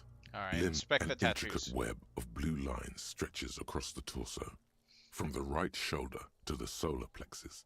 Each time they intersect, a small white star is formed in their crossing. Hundreds of fading asterisks riddle his skin. Their concentration is highest around his heart.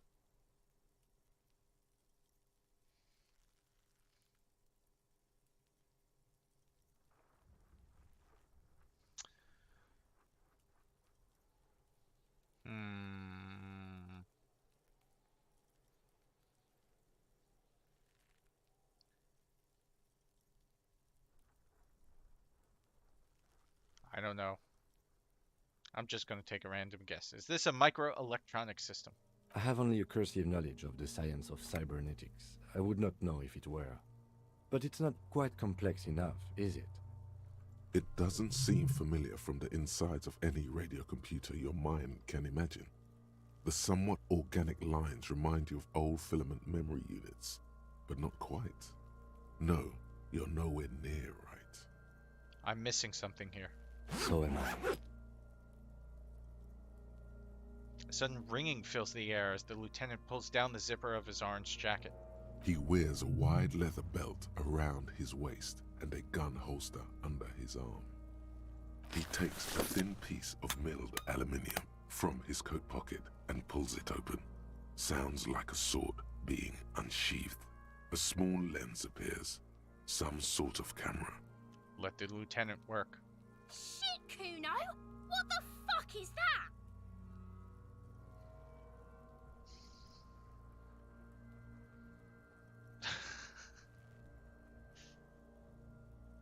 Wow, I have someone in the chat room who likes Kuno so much that they have a Twitch name based on Kuno.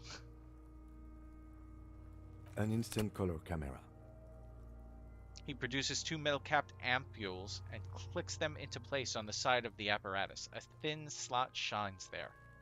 I have only 2 ampoules, so nobody move. I don't want to waste one.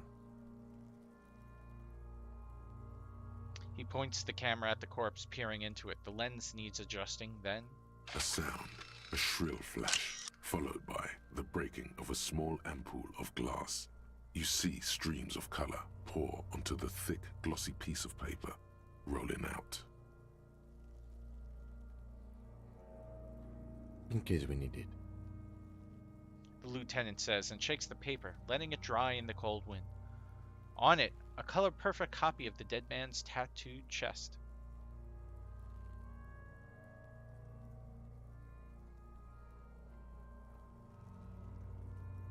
Cool machine. Yes, it is pretty cool, isn't it? There is only one ampoule left. Use it wisely. What do we need this photo for? I mean, come on, it's pretty obvious what we need the photo for. You don't need to ask. It contains insight to the victim's person. By his build, I'd say this was a man of physical violence. The story he wanted his body to tell was important to him. It is his letter, to us. Someone should decipher it. We'll need to show it around.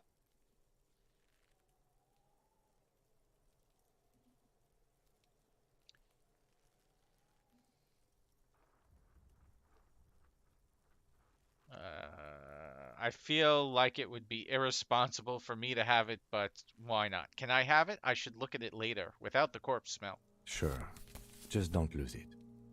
I'm gonna lose it, aren't I?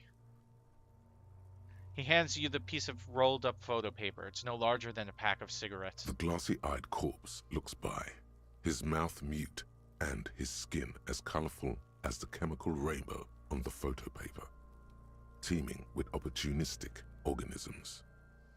And yes, Tofu, it is obvious to someone who knows things, maybe. You've acquired an interactable item. Investigate this item further by going to the Interact tab in your inventory.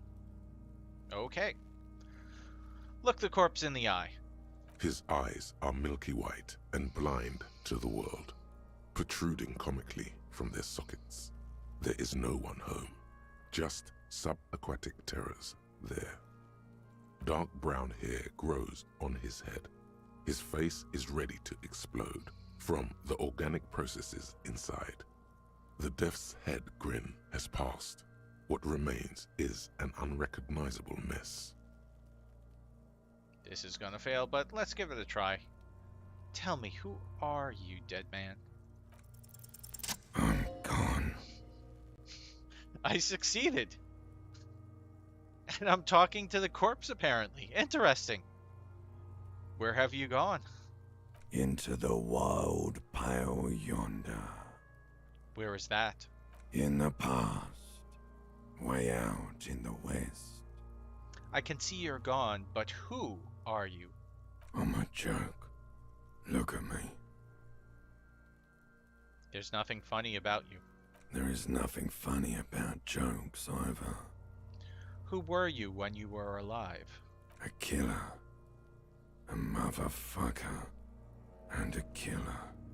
I have another question for you. Go ahead, Coppo. What is happening? What do you mean? I'm talking to you. It's the power of your... Black frothy liquid starts bubbling on his lips. Imagination. Go ahead. Ask me more questions. You fucking love questions. Why do I love questions so much? Because you're a copperoonie. Look at all of them go. Do you want more questions? Yes, give me a comical amount of questions. Coming right up, copperoonie Rooney. This is getting upbeat now. Is my name Rooney? Fuck no. You're no Rooney. I do strike myself as a Rooney. No, you don't. Between you and me, your name is probably Harry. Why do I feel like I've forgotten something? Because you have. Who killed you? Love did me in, Brother Copo. It was love all along. Can you ask me a question? Sure, Lobo. I can ask you a question. Why are you doing this? Phasmophobia is bleeding over again. Indeed, Tofu. Looking at my face, motionless. Looking into my eyes, standing here.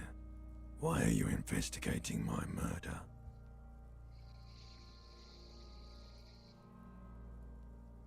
Maybe this will lead to something. Something indescribable, unforeseen, miraculous? The clown lips on the corpse appear to smile. The face rotates before you slowly. Something is on its way. Something hidden. It's coming. A miracle from the northwest, and it's almost here. You can feel it in the air, on your hands. The cold spring air smoothing them over. I hate you. You stink and you're boring. Do I remind you of someone? Oh, ouch. A child born with Muller's disease, harlequinism, grown up miraculously.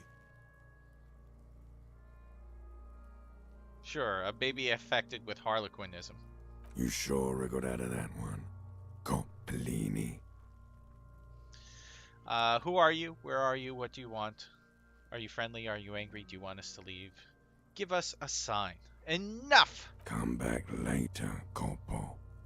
Amuse yourself with my frank manners and my memento mori features. If possible, also, see me in your dreams.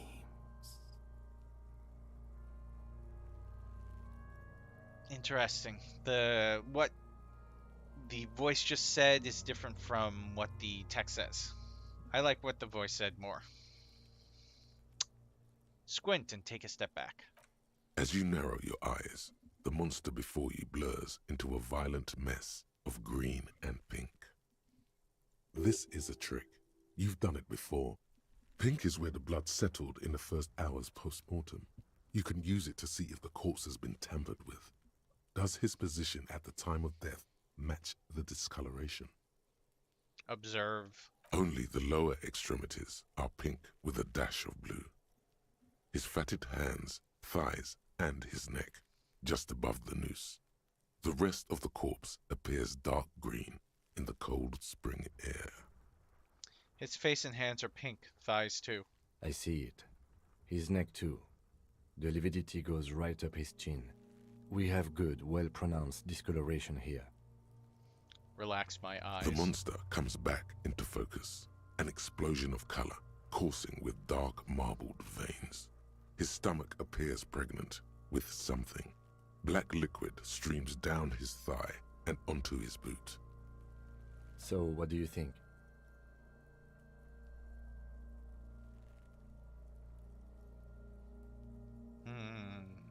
Let's go with he's beaten up. See the bruises?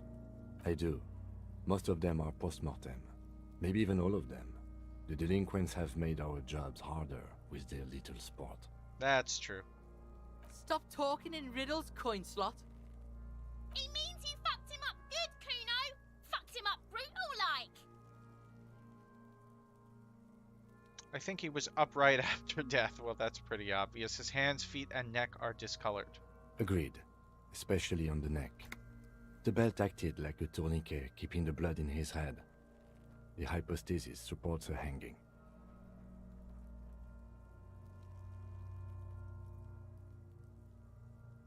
Maybe he was strangled by someone. Yes, there's always a chance we are wrong. We should check for ligament marks on his neck to see if they're in tune with the belt. We'll have to get him down first. I also think he's dead. I agree. His personality is no longer a part of the world. Totally dead. No, I better not say that. Too heavy. Let's go with this. What is dead, anyway? He's...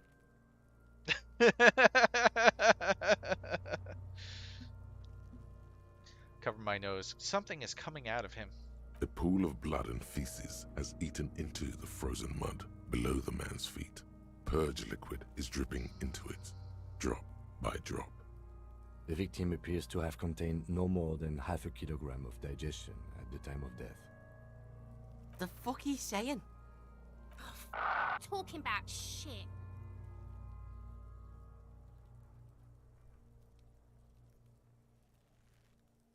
Maybe he went to the toilet sometime before death. Maybe. Back off and catch But my breath. there is no breath to catch. Only the cadaver filling the air and your nostrils. He slowly rotates before you, decomposing. All right. So how do we get him down? Are you sure we finished the preliminary examination of the cadaver? We might miss some of these things once he's done. Step back and have another look The first. cadaver slowly twists the material. These are clearly not boots. They're... Indeed. Oh, the lieutenant uses a memotech. It's clearly some manner of super armor. Ceramic plate. Under the heel. Fair weather. The cadaver slowly twists on the cargo belt. His torso covered in tattoos. Yeah, I'm pretty and sure extremities that blotched I've pink and blue. inspected everything I need to, but let's just say I have something I need to know, Corpse Man. Of course. Oh. Come back Nope, later, never mind. Corporal. Amuse yourself with my frank manners and my memento mori features. If possible. Let's... As you narrow, this is only the lower extremities. The cadaver slowly twists on the cog. His eyes dark brown. The corpse looks right through. An intricate web of blue lines stretches across the torso. If you want to re-examine the tattoos, looking at the photo would give you a better, more detailed view. Yep, the preliminary examination is done. Let's get him down from there. The steel-reinforced belt presents a unique challenge. I brought chain cutters, but I don't see a good angle of approach to the belt. He doesn't actually think the challenge is unique. He thinks it's frustrating, annoying, and harder than he thought. The cadaver is a good 1.2 meters up. Neither one of us can reach the belt without assistance. And even if we do, there's the question of cutting the airship strength material. We could saw the branch. Climb up there and saw the branch? Yeah, that seems dangerous. There has to be a less risky way, with less falling down of trees. Maybe we can ask for help from the harbor. I was really hoping we wouldn't. The Union appeared to be suspect in this case. It seems like a dangerous route to go down. Okay, let's reconsider. But what other options? The corpse twists on the belt, like chicken on a skewer.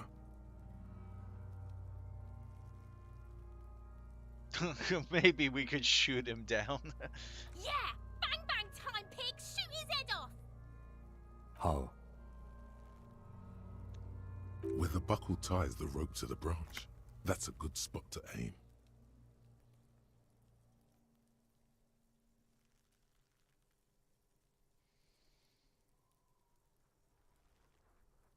Yeah, let's try the buckle. Where? Ah, yes, I see.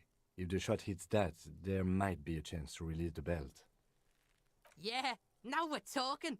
Entertain a Kuno with some shit. They'll miss! The pigs will miss Kuno! This does have bad idea written all over it, so let's try it. Take the shot, Lieutenant. What's the worst thing that could happen? I'll blow his head off. Take it! Take the shot! Yeah, take the shot. Kuno wants some of that shit. Silence. With his elbow sharp, the lieutenant unzips his jacket and produces a lightweight firearm. He drops a paper cartridge in the barrel, separates the scouring stick, and gives the cartridge 5 tucks, securing it in place. That's a Kiel A9090 Armistice, mass-produced muzzleloader, ascetic, frugal, one of the most common firearms in the world. He then steps back and assumes the fellow's desk position, taking aim. The corner of his eye twitches. His finger is on the trigger. Say nothing. He's gonna fucking miss! The kid's voice is drowned in a shrill blast that echoes off the walls of the surrounding tenements. A cloud of smoke slowly parts in the air as the lieutenant steps back and says to himself, God damn it. "A lot of things were wrong with that shot. The Phalostes was the wrong choice. His shoulders were raised, but above all, he cannot trust his eyesight." Fucking idiot! Mookabat asshole! Kuno could have hit it easy, but then Kuno's not fucking handicapped, is he? It's okay, man. Kuno's sorry too. Kuno feels sorry for the Beano Clad. The lieutenant doesn't say a word, just looks at the gun in his hand. What now? I have to say, it's beginning to look unlikely we can get him down without assistance. You know, you don't feel like too bad of a shot yourself. I can try to shoot him down myself, even though I'm working off a pretty nasty hangover. Probably the worst hangover that's ever happened if I can't remember anything. It's bad as it is, us shooting firearms like punks here. Go ahead, I'm not stopping you. Just don't hit the victim. I'm gonna need your gun for this. They only have one gun! Oops. This is the sorriest pair of pigs Kuno's ever seen. Officer, why do we only have one gun? Remember when I told you I didn't have my badge or uniform with me when I woke up? I didn't have my gun either. That is even more unfortunate than the badge. You need to contact your station about it as soon as possible. Try not to lose this one, please. Take it, you fucking banana boyka! Take it and shoot yourself in the mouth! Feel the weight first. The cold piece of bakelite and gunmetal is surprisingly light. Your fingers fit right through the guard, instinctively resting on the trigger. Oh, poor trigger discipline. The fuck are you waiting for, Kuno? Tell him to shoot himself in the mouth! Point the gun at the belt. The buckle comes into focus in your sights. You stand with your feet planted firmly in the ground and your left hand supporting your gun arm. My feet don't seem firmly planted in the ground, seeing as how, if you take a look, the character is twitching spasmodically up and down. Why don't you just shoot yourself in your mouth? At least you won't miss.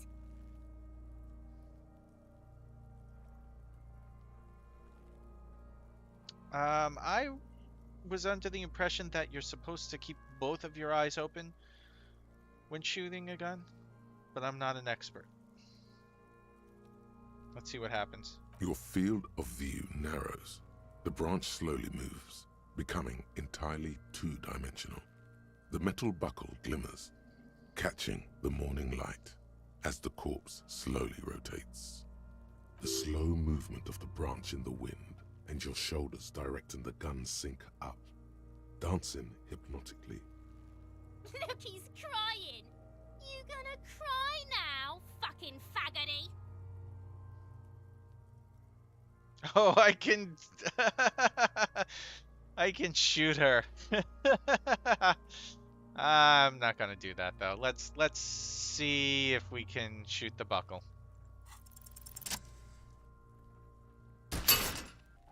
Oh, it worked. Look at that. The buckle explodes into tiny pieces, coming loose with a whir.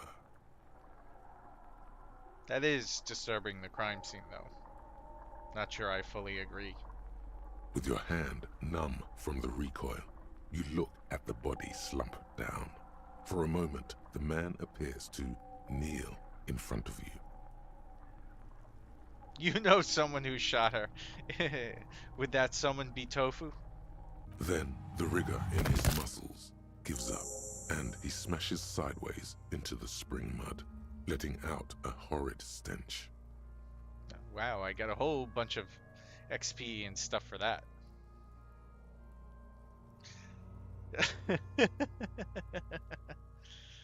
How did I do that? Oh, you've been policed. That's the worst catchphrase ever. That's going to be my catchphrase from now on. The catchphrase for my stream is "You've been policed." Please remind me if I don't remember that. Aces high. The lieutenant raises his right hand, waiting for you to slap it. The ace is high, a custom invented by the aerostatic brigades during the revolution, is used to celebrate success in Revachol, especially in sports. The gesture is spread across the world, despite the defeat of the revolutionaries themselves. I'm gonna give him 5. I'm gonna say this. I really like this Kim dude. He's way cooler than I am. He deserves all of my praise, and I am not gonna leave this brother hanging.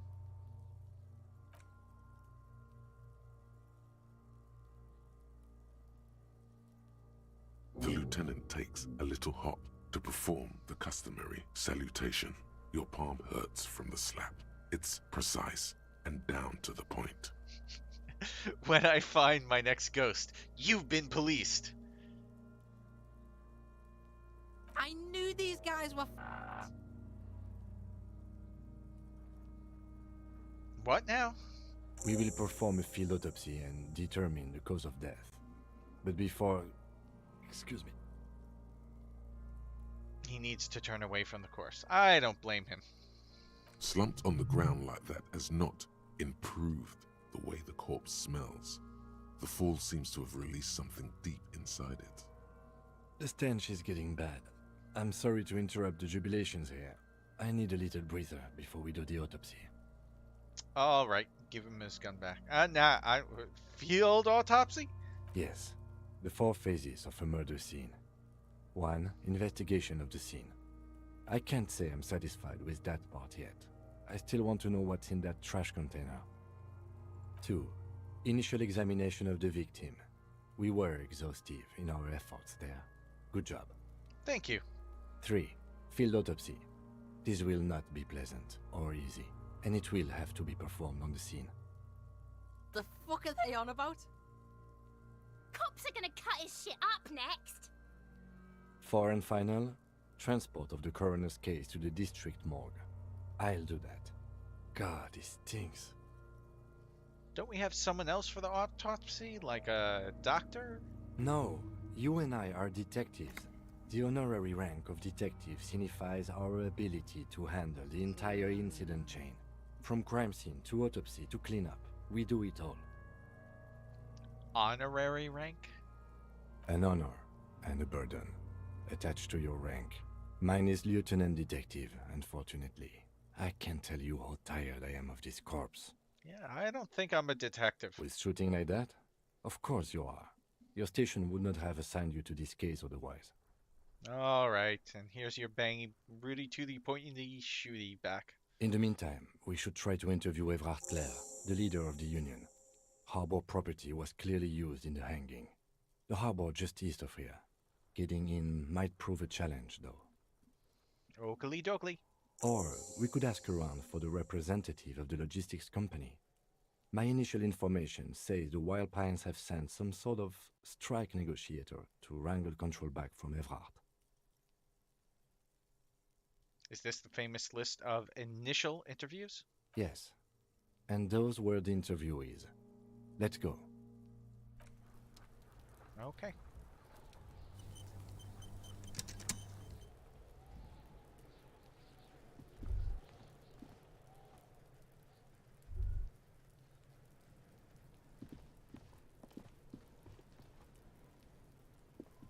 The rotting man lies on his side with his eyes looking straight through you. The belt is still around his neck. His body is supine and open to intrusion by autopsy. The lieutenant adjusts his glasses and takes a deep breath. Tell me something, dead man. Shoot, Looney Rooney. Oh. No more questions to ask. Come back later, Corporal. Amuse yourself with my frank manners and my memento mori features.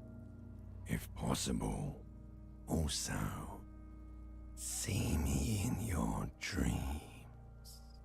First, what exactly is a field autopsy? Come on, officer. You know what a field autopsy is. You've done 100 of them.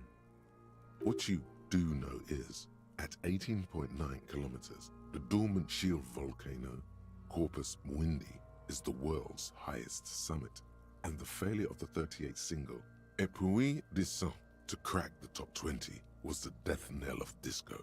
But what a field autopsy is, you have no idea.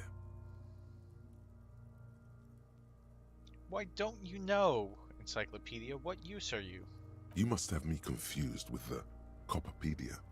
Who's the Copperpedia? I think I need to talk to him. You, sir, you are the Copperpedia. Actually, it appears I have forgotten what a field autopsy is. Fine. It's a 3-part form to be filled out on the scene by the detectives responsible. One takes note, the other dictates. The goal is to establish cause of death. Do we need a scalpel for it? A scalpel is not always required. I hope this is one of those cases. Latex gloves are, however. Do you have another pair of gloves? Unfortunately, no. I need a pair then. Can we return to this shortly? We have glove hunting to do. Let's not go glove hunting, please. Let's use division of labor. I perform the anatomical side, while you take notes. And I don't even have a notebook. Okay, where should I take In these your notes? paperwork, officer. Just fill out the field autopsy form. You're not gonna believe this. I think I've lost my paperwork. Now they only have one paperwork, too. Officer, what haven't you lost?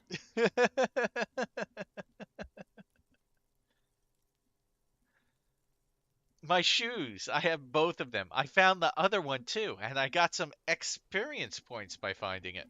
Good. Otherwise, you would only have one shoe now. I can give you my paperwork. There's an autopsy form there. Several, actually, but only if it helps move things along. I'm sorry I lost everything. Yes, well, It's okay to cry, Runkari. Let's work off yours for now. right. The autopsy form is near the end. Open the notebook at the field autopsy form. I'm not going to look at his notes. Again, Kim seems like a really cool guy. I'm not going to invade his privacy. The dead man stares in silence as you crack open the ledger. The bright red paper is covered in boxes and lists, describing the condition of his skin and organs in 3 parts. Above those, an 11-field info form needs filling out first. It begins with, one assistant. That's you. Only the first question, and already I don't know the answer. Not an energetic start to an autopsy, I agree. Pig's messed up. Kuno feels pity. Just leave it empty, officer. Leave it empty. the corpse lies there, indifferent to your retrograde amnesia. The next box says, Coroner's case number. KK57 0803 0815. Okay. That's an impressive memorization of a random number. Write it Next, down. Name, NA. Next, date of birth, NA. age. Roughly 50. try 40. The damage is so extensive, it's better to err on the young side. I'm going to write around 42. He nods. Race, Mondial. Fair to olive-skinned, from the Isola of Mundi. This is as vague as it gets. You might as well say whitish. write it down. The pudgy mess of curdled meat looks neither mondial nor anything other. So, I'm beginning to get the idea that this entire world is fictional, not just the general area that we're in, because there seems to be lots of references to external countries that don't exist. So it's not even like the country that in which this game takes place is fictional. I'm guessing it's just like I know that the creator of the game had a book that he wrote that this is based on, but I'm guessing it literally doesn't take place in our world as we know it. Sex. Fucky, fucky! The little monster exclaims energetically. Male. Pigs can have sex.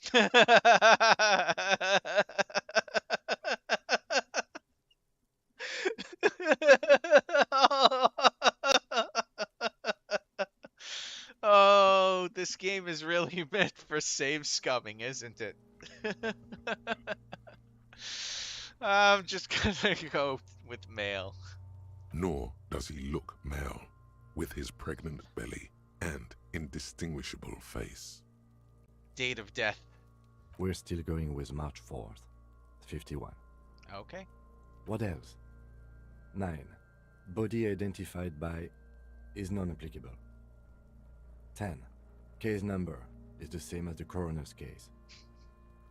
KK 57 0503 0815 listens motionless, with the cargo belt still around his neck. Only one box remains. Evidence of treatment. None, at least not after the initial examination. What exactly is treatment anyway? Interfering with the body's position or wounds post-mortem. I'm not so sure. Didn't the footprints look like he was carried over?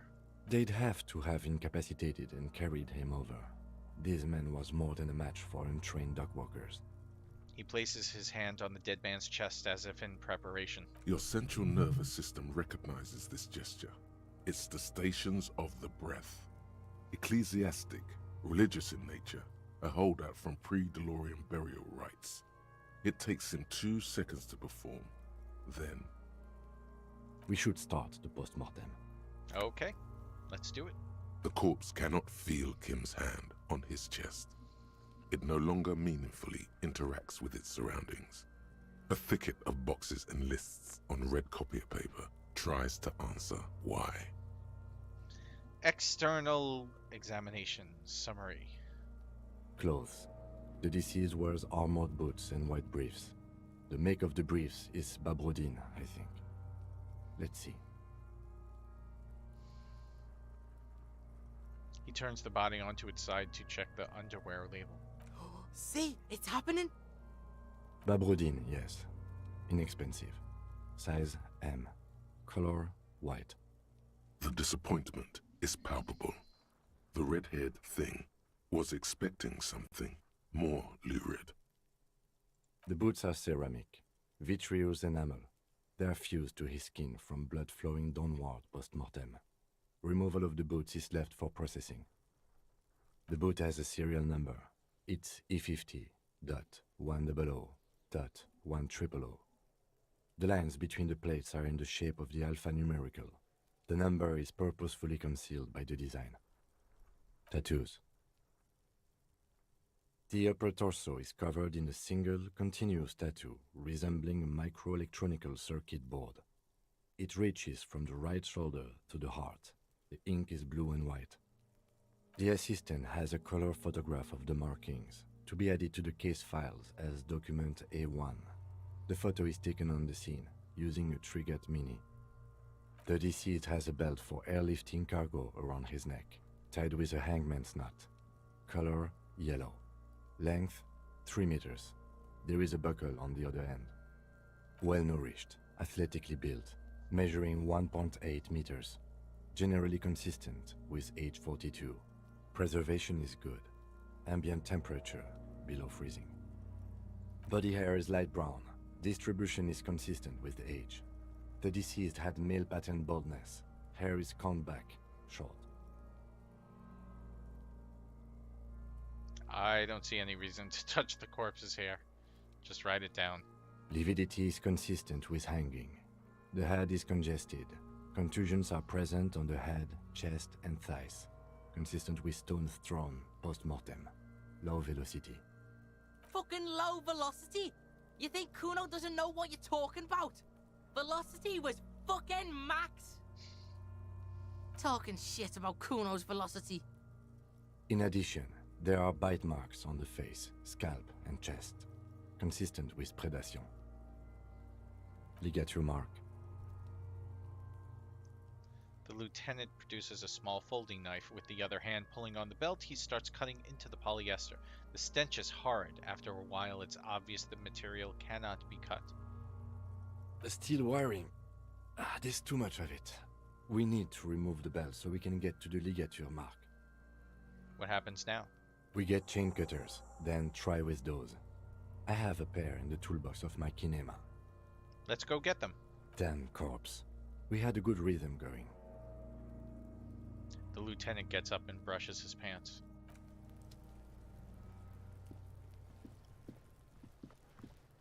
Why do I get the feeling that the corpse will be missing when we come back?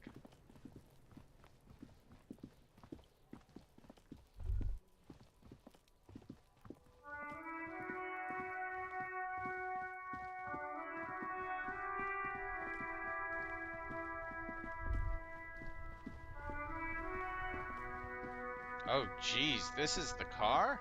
This is the police car?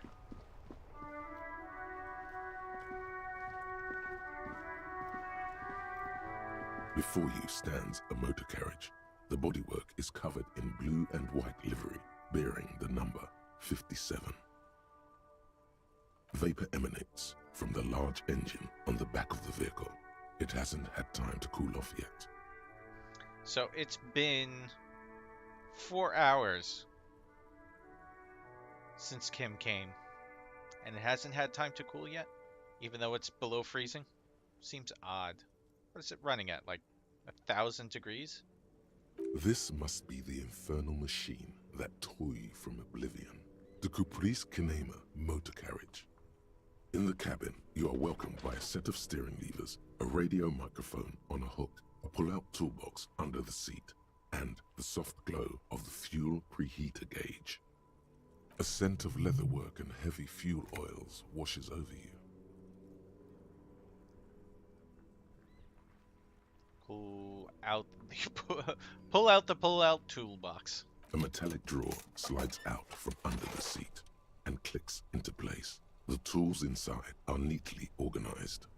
Take what you need, officer. It's going to be a long case. I'm not protective of my tools, like some men are. Take the chain cutters. The handles are long and sleek. Snap, snap, go the cutters in your hand. You can do good work with these. Cut chains, locks, and ropes, especially belts. And a flashlight. All sounds like it's always useful. It's robust, weatherproof, and well-made. Police issue, blue. Lets you see things in the dark you would otherwise miss. And I'm not going to use the pry bar to open up the garbage can, but I might as well take it. The pry bar feels nice and cold in your hand, heavier than you'd think. Useful for opening all sorts of doors and lids. Push in the pull-out toolbox. The pull-out toolbox slides back into its nest. Preheater gauge casts a warm glow on the steering levers and the radio on its hook. Okay, we're done here. Let me look at some of these other things, though. Oh, I can level up and improve things. Oh, I didn't mean to specifically level up that particular thing.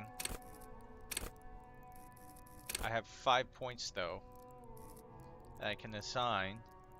I don't know what I should really care about. Let me see if I can figure this out, though. If I do that, so that means I can, let's see. Oh, okay, so the dots are basically the maximum amount by which I can level something up. And I have really bad psych, I guess. So I can't level up much there. Tofu says, I do not know if you are aware of the mechanic, but things can trigger without input from you when they are at a higher level. Yeah, I kind of noticed that by some of the stuff that pops up during the dialogue when the encyclopedia gives me information about which I didn't know, and it says encyclopedia succeeded the checks, stuff like that. But so it looks like, for instance, because of the archetype I chose, I can level up intellect really high. Can't really do much leveling up for psyche or a little bit for physique, but I can level up motorics quite a bit. I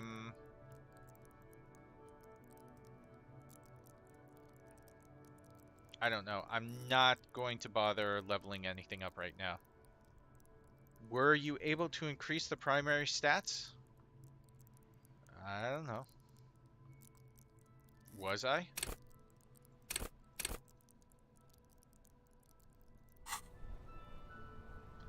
When you walk past stuff, you can be more likely to get a notice thingy. Makes sense. Oh, Lieutenant's notebook. Oh, wow, I've got a bunch of tasks I need to do now. Has anything finished up? No, but I can also research Ace is High for some reason. Oh, temporary research bonus, +1 empathy towards Kim.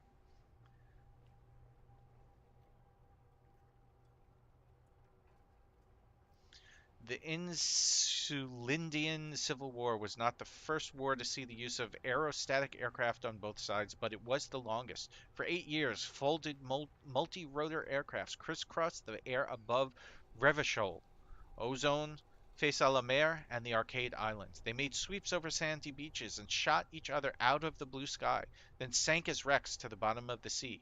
The Aces High was a custom on the revolutionary side, performed by squadron mates after landing. Lieutenant Kitsuragi likes it. Why is that? But yeah, if that will give me more empathy towards Kim Kitsuragi while I'm thinking about it, sure, let's go.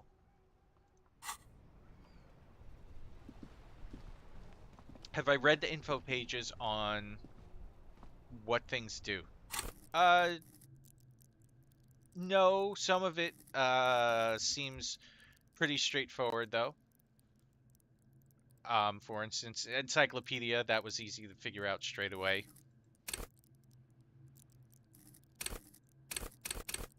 I don't really feel like going into reading all of this stuff right now, so I'm not going to bother. A heap of snow melts in this wheelbarrow. Useful information.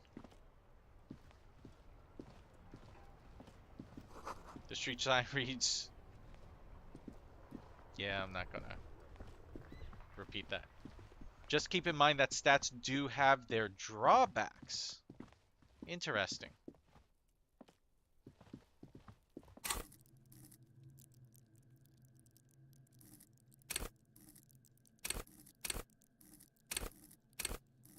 Oh, here we see bonus from items, -1.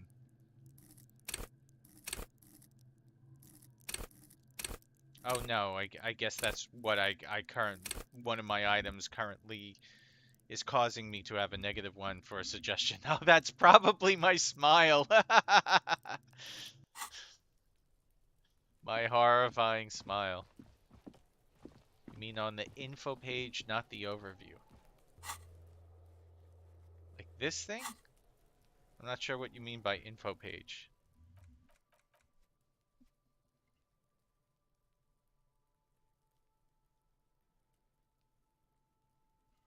Character sheet, maybe? See, no.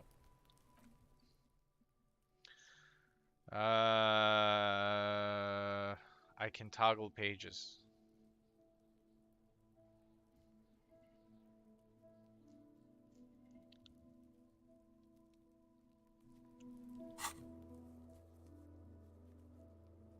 Oh, there is a map.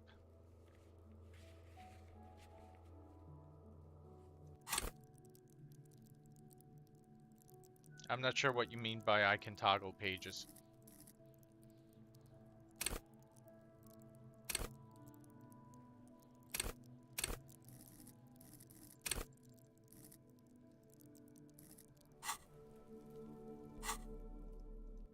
top right. Okay. Oh, info. Thank you. Oh, wow. That's a big information dump. Yeah, definitely not reading that now. But thank you.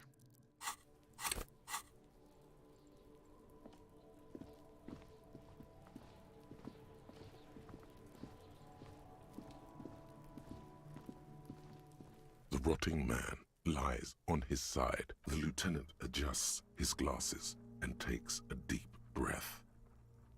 Now that we have the chain cutters, let's cut the belt. Mm-hmm. Cut with as much precision as you can, please.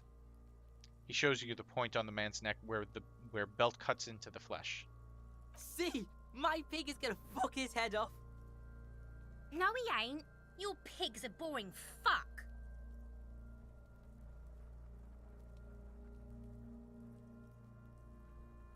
Look for a good spot to cut. The belt is equally tight around the whole circumference of his neck, swelling over the edges like white bread rising from the yeast. The knot is the weak spot.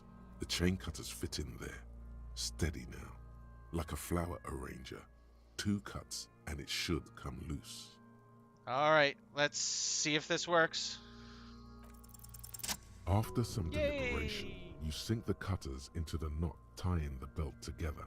You squeeze the rubber handles together, sweat forming on your brow. Snap! The knot is slashed.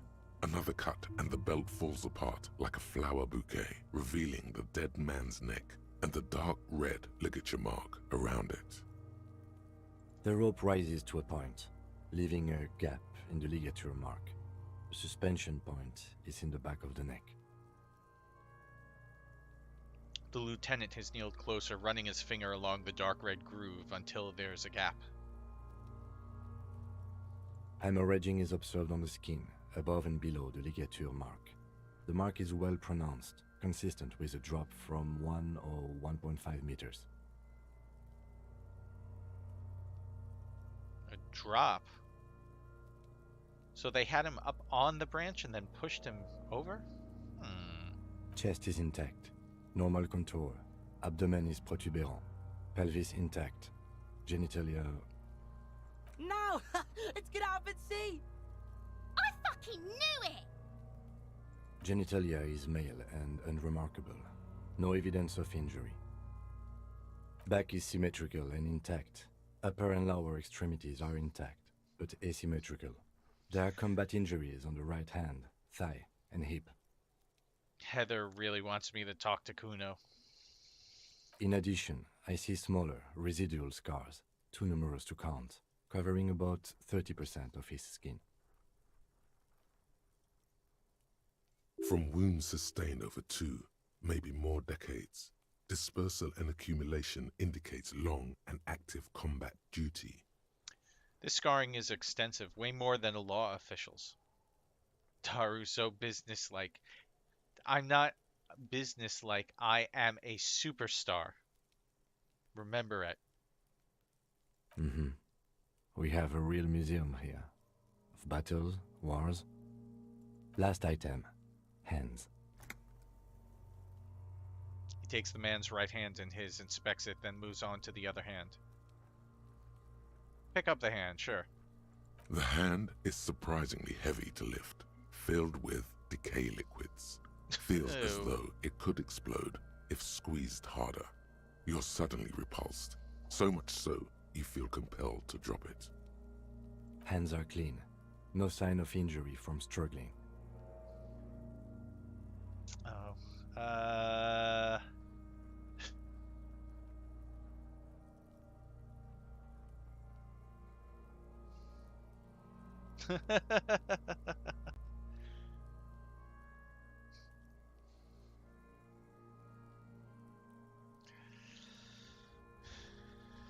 Were we expecting any signs of injury?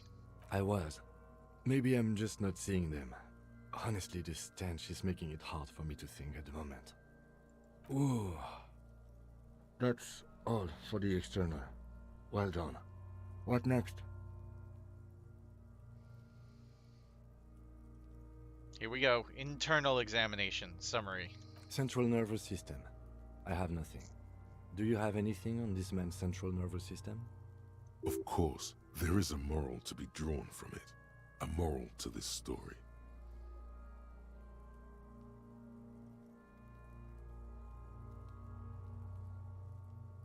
What? I don't even understand. I'm just gonna go with this. If I may add the moral of this story. What would that be? The dead man looks, too, with barely contained excitement to hear the moral of his story. The brain is very vulnerable to compromises in its blood supply. I think that may well be the moral of every story, officer. Alright, not applicable. Good. Musculoskeletal. Purge fluid is coming from the mouth. Not injury related. Eyes and tongue protuberant. Hyoid bone. Let's see.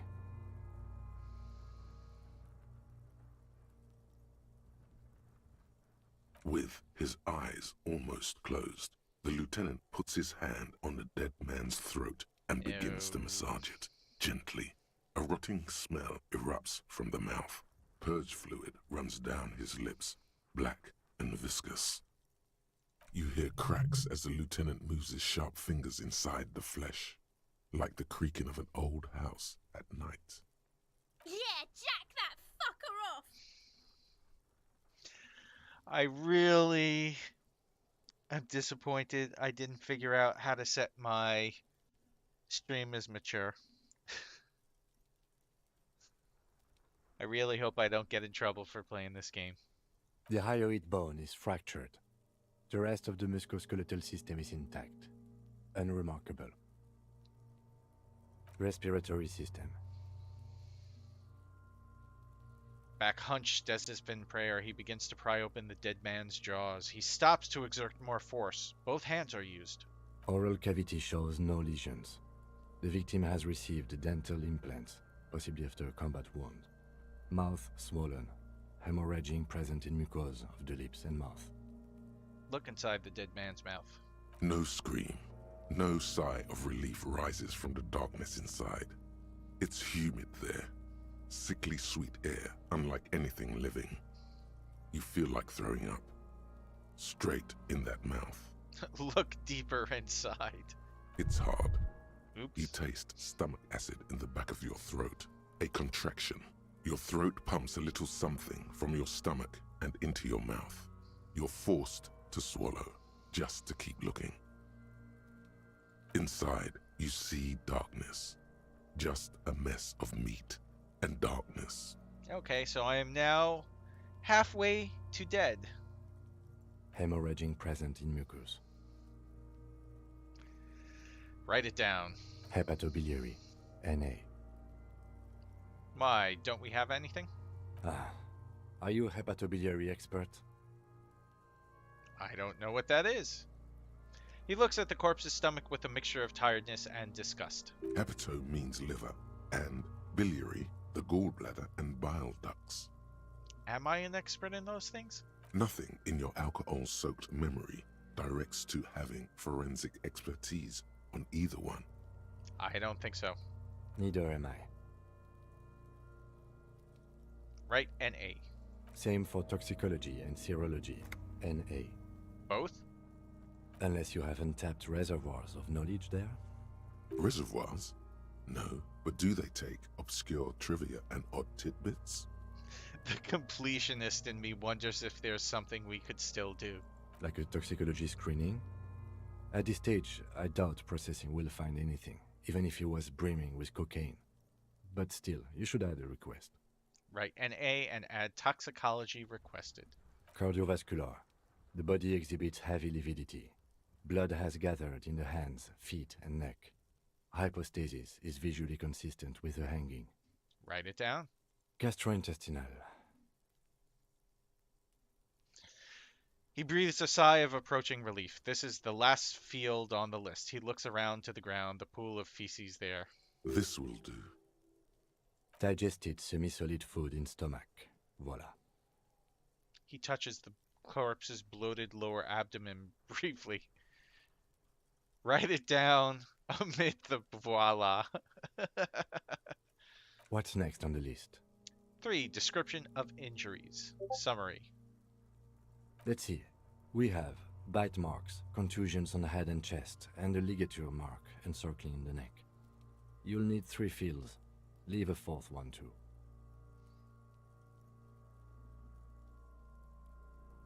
Be thorough if you want maximum results.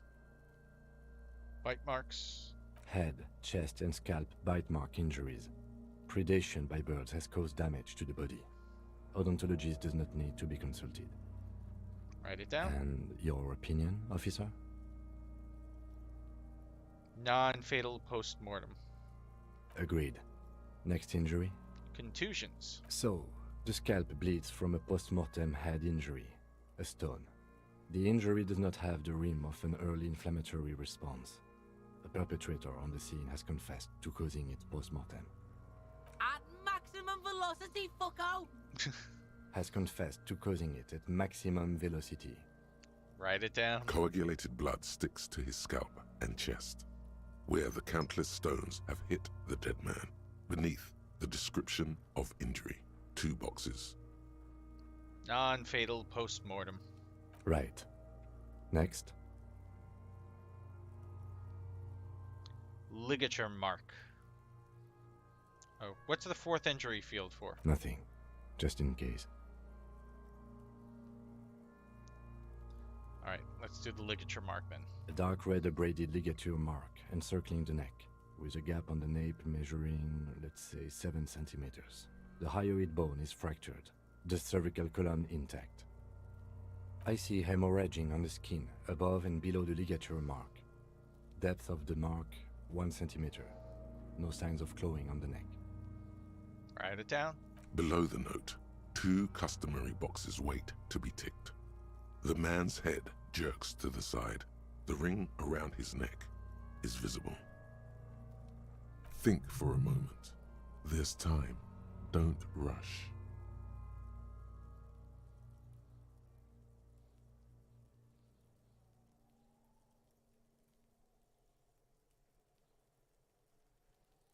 Okay, so this is obviously something that I need to be careful about. Let me think. Hemorrhaging on the skin above and below the ligature mark.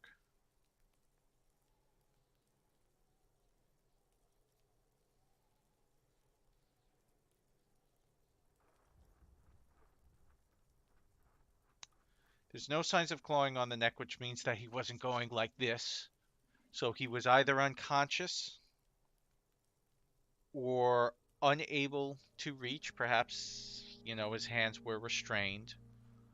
Or he was already deceased.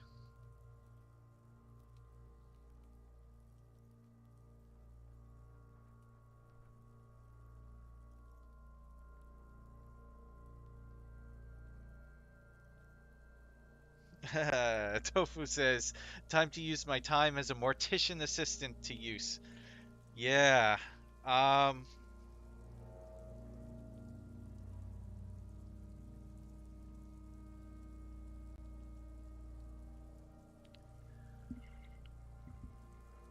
If the game hadn't told me to think for a moment and not to rush, I would have immediately assumed it was the fatal injury. No, actually, I think I was a professional mortician's assistant. I think you actually get the job in the game. Although I still have not found the best ending in the game, and I, of course, am quite bad at figuring out which of the corpses is the demon, so I myself am a amateur.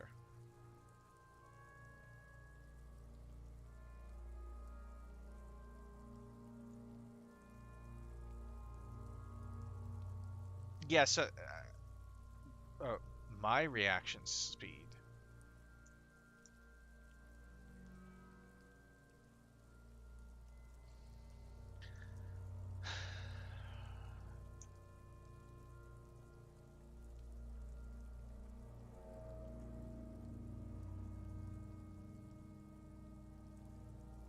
I don't know what the hyoid bone is. Uh, cervical column intact just means that the spine is intact, and I do know that in modern times, when a person is being hanged in executions, they do it from a high enough height that the person's neck breaks. But I'm not sure how that information is useful in this situation. So Tofu says maybe if I touched his business, I might have more insight. That's possible. It's very possible. Um,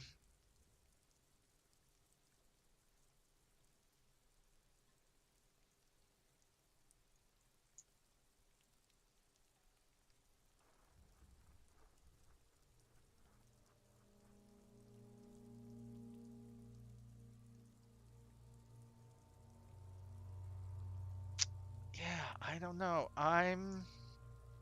Yeah, no. Thank you, Heather, for not trying to sway my decision. Um,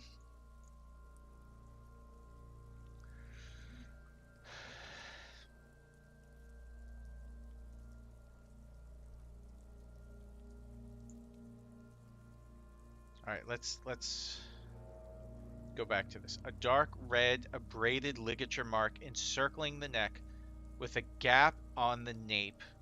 Nape is here, measuring, let's say, 7 centimeters. The hyoid bone is fractured, the cervical column intact. Maybe the hyoid bone is the Adam's apple? I'm not even sure if that's a bone. That's probably not a bone. No, this isn't a bone.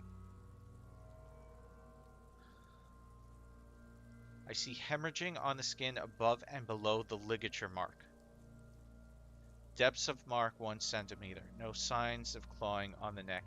I'm just going to guess that the game really wants you to choose this as the fatal injury and that you're wrong.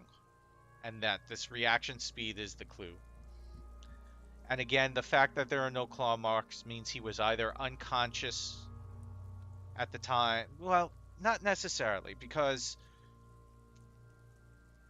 a person's natural reaction, I'm guessing, when they're being hanged is to try and go like this, maybe. You know, I only have movies to go off of. Yeah, I am guessing. That's it. And I'm just going to guess non-fatal post-mortem. Hmm. And I guessed wrong. Why do you say that?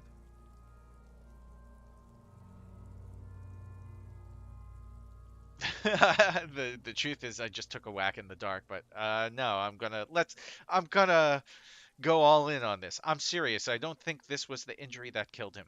Okay. Why don't you think it was fatal?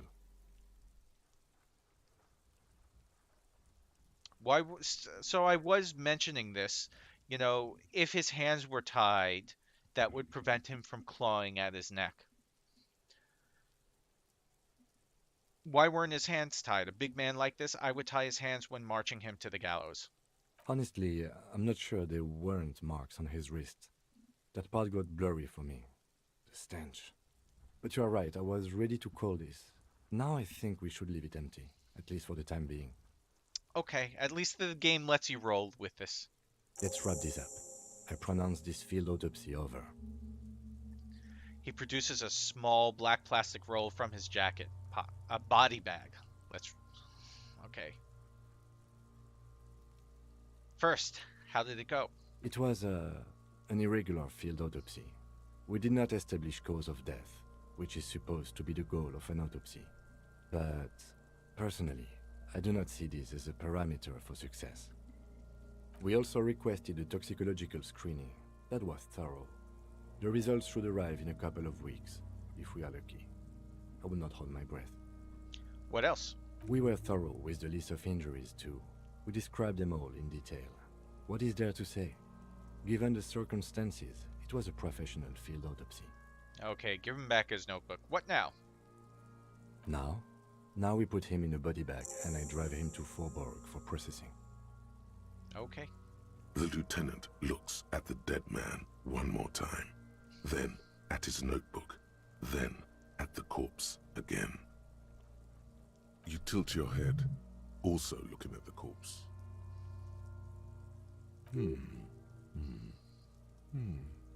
I'm sure we didn't get everything. There's always something.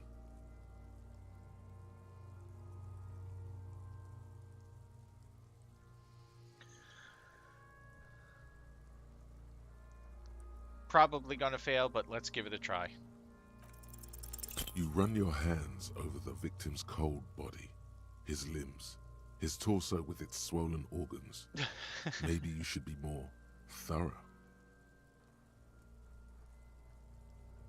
Legendary failure. Give up. The corpse seems to yawn contentedly, as though it's glad you've run out of steam. Do you think we missed something? Yes, there's something we're not seeing. Okay, well, we are in livor mortis here. He is disintegrating. We need to refrigerate the body if we want to conduct another examination, and we need to do it fast. Okay, where do we find a fridge for the body? It would have to be industrial in size. Let's start by asking Gart at the Whirling in Rags and the Fritz store down at the gates. If they don't know, but only if all else fails. Fuck are you looking at, Beano man? You want a piece of the Kuno? Wanna get fucked? Not really. Only if all else fails. This is one task we cannot sideline. With every hour, whatever we are looking for will become harder to find.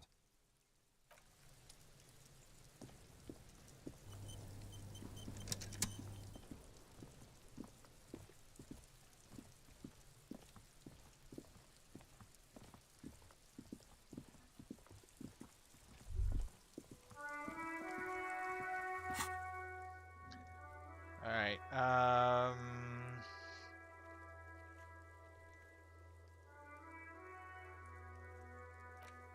you buy yourself more time to find whatever you're missing in the corpse. A fridge would allow you to preserve the body longer. Ask the Whirling, Frit, or maybe Kuno or some other local kids.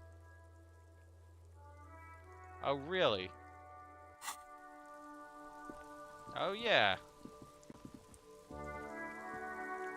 An old call box with a matrix of push buttons lists all the companies in the East Delta Commerce Center. No. Whirling in Rags. Nothing happens after you ring the doorbell.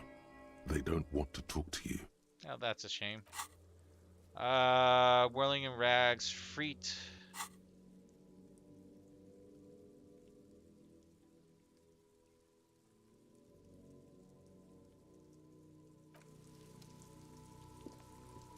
Thanks for the info, Tofu. Is this place Freet?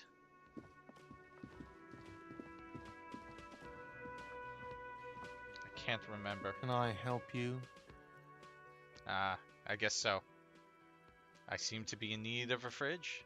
Yes, yes. For the dead body. You want to put a dead corpse into my fridge, right?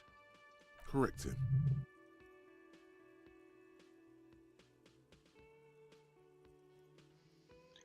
No, we want to put a very important dead body into your fridge. I don't care. You're not putting a dead body into my fridge. Why? Because this is a culinary establishment, not a morgue. I can't believe you even asked me. It would only be for... Lieutenant, you too? You're asking too? No. The answer is no. I will not turn this place into some kind of macabre circus. Let's go talk to the Frit clerk.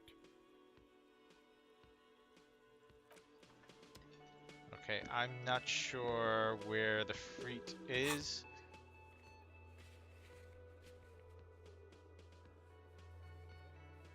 Oh wow, this has a list of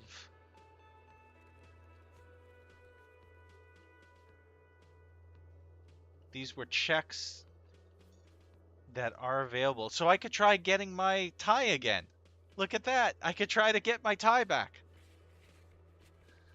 But this does not say where the Freet is, and I didn't notice Freet on the that list of buildings.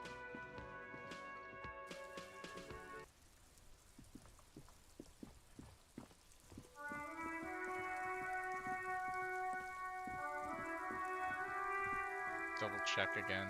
An old call box with a matrix of push buttons lists all the companies in the East Delta Commerce Center.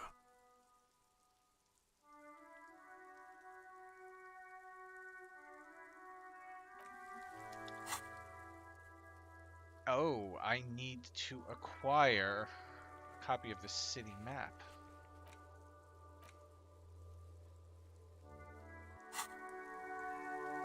Interesting.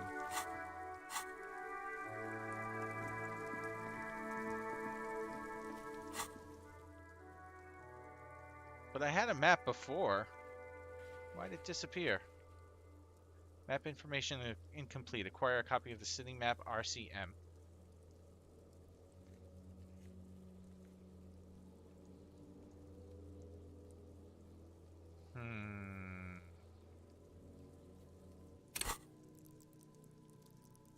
Oh, I got another level. I probably really should be leveling up stuff. But I really don't feel like reading the big descriptions right now. Seriously, what happened to my map? There was a map before. How did I lose it?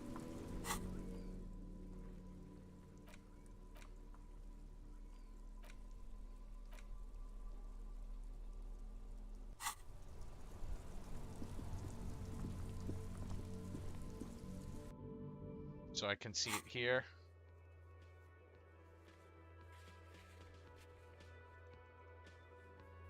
No, I had a map before, and I was able to view it when I was here in this location. And now it's gone.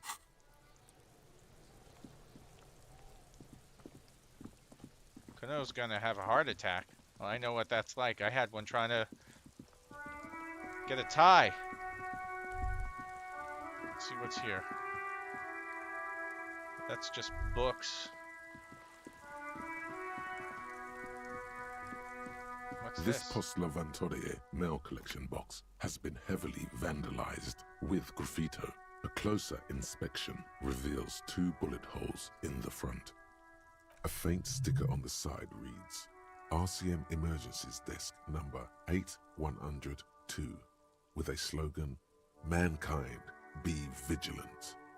Good mail delivery box.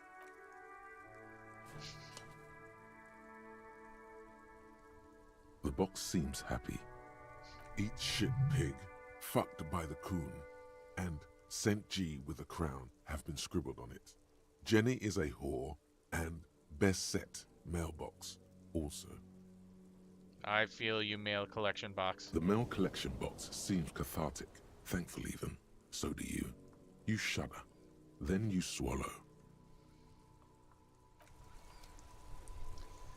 Let's see. I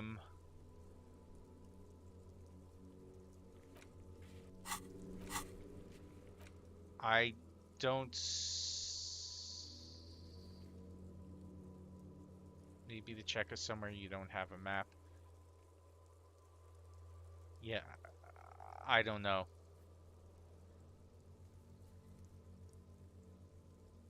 I don't know.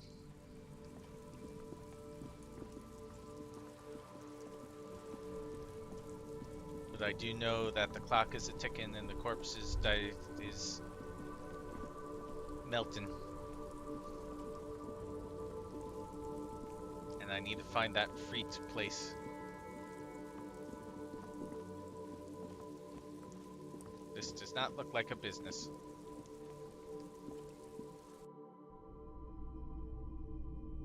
Oh, but it is.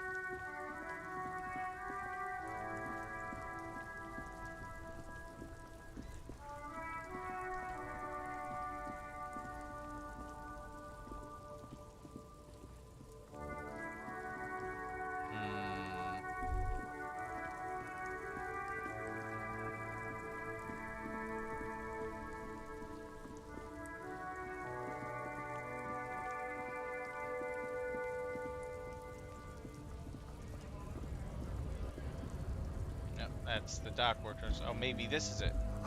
Ah, there we go. Freet.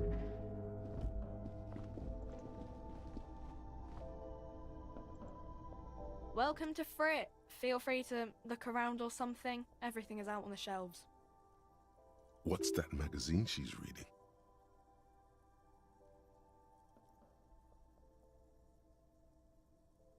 Yeah, sure. What magazine are you reading? You mean this? This is Pop Stars. It's got, like, famous people in it. It's not for sale. Oh, I'm a superstar, so I should be in it. Looks like it also has something called Police de la Mode, featured on page 34. This speaks to you.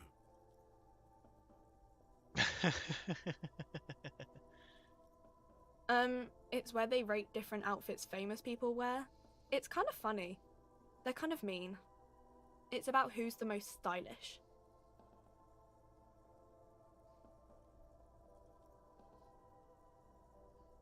I bet your hat would take the prize. No. I don't like it. I hate it. We are not the fashion police. We're the real police. Before we go on, what is this Freet? I don't know. Frit? And what is Frit? A 7 to 11 grocery store. Why is it written with 3 T's? I think they think that the extra T makes it funkier.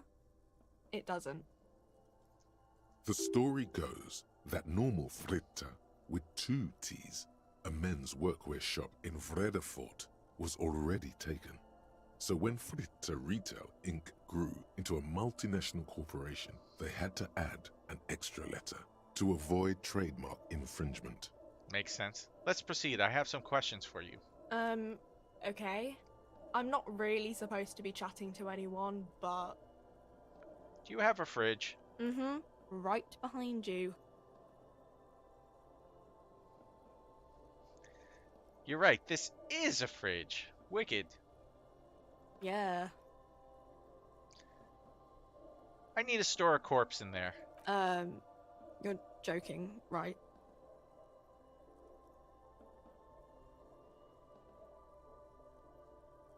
If this is a fridge, yeah, that doesn't look like it's gonna fit. No, I'm not joking. I need to store the corpse of the hanged man in your fridge. Okay.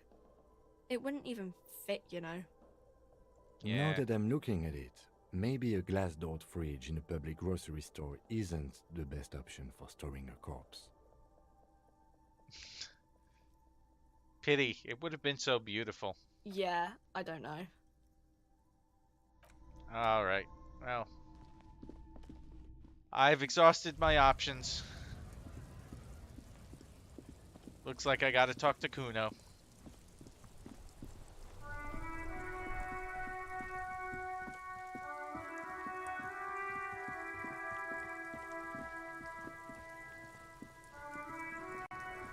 Fuck does Kuno care? Very low chance of figuring out what's going on with this kid.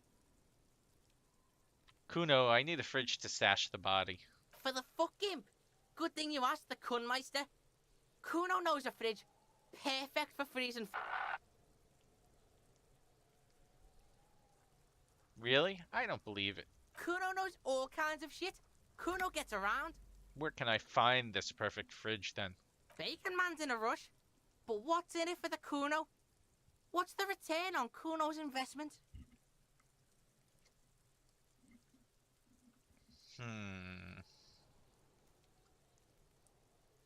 I'll give this a try. By killing in his territory, someone has openly challenged Kuno. It's in his best interest to put them in their place. Some arrogant shit thinks he can kill in the Kuno's kingdom without asking the Kuno first? That sounds like lawlessness to me. A dark flame smolders in Kuno's eyes as he ponders your argument. Wordless, like kings do. This outlaw's fate is in your hands. Let's make an example of him. Help me locate him using fridge body technology. Alright, Kuno hears you. See that shit house over there? A cold comes over you as you glance behind him at the crumbling colossus there, casting a shadow on you. Yes, I see it. The big tall one behind you. You gotta get in that shit. In there, deep. What do you mean, in there deep? Check the fucking basement, pig. Don't you know anything? Always check the fucking basement, recon style. There's a giant fridge down there. Fucking will fit, no problem. It looks like a white bird or some shit. Try not to piss yourself when you see it. A white bear? A polar bear? How do we get in the building again? Through the bookstore. You gotta beg the book bitch. Used to be you could get in there through the doorbell, jam that shit. Book bitch changed that. Kuno doesn't beg, so Kuno doesn't go there anymore. Beg the book bitch? Yeah, book bitch, beggar. You stupid or something? He means the bookstore. We have to ask the proprietor of the bookstore. See, the clod gets it. Listen to your four-eyed friend. Thanks, Kuno. You didn't hear it from Kuno, pig. But don't forget where you heard it from. Kuno owns you now, pig. You're Kuno's property. Okay, I'm off. Kuno doesn't fucking care.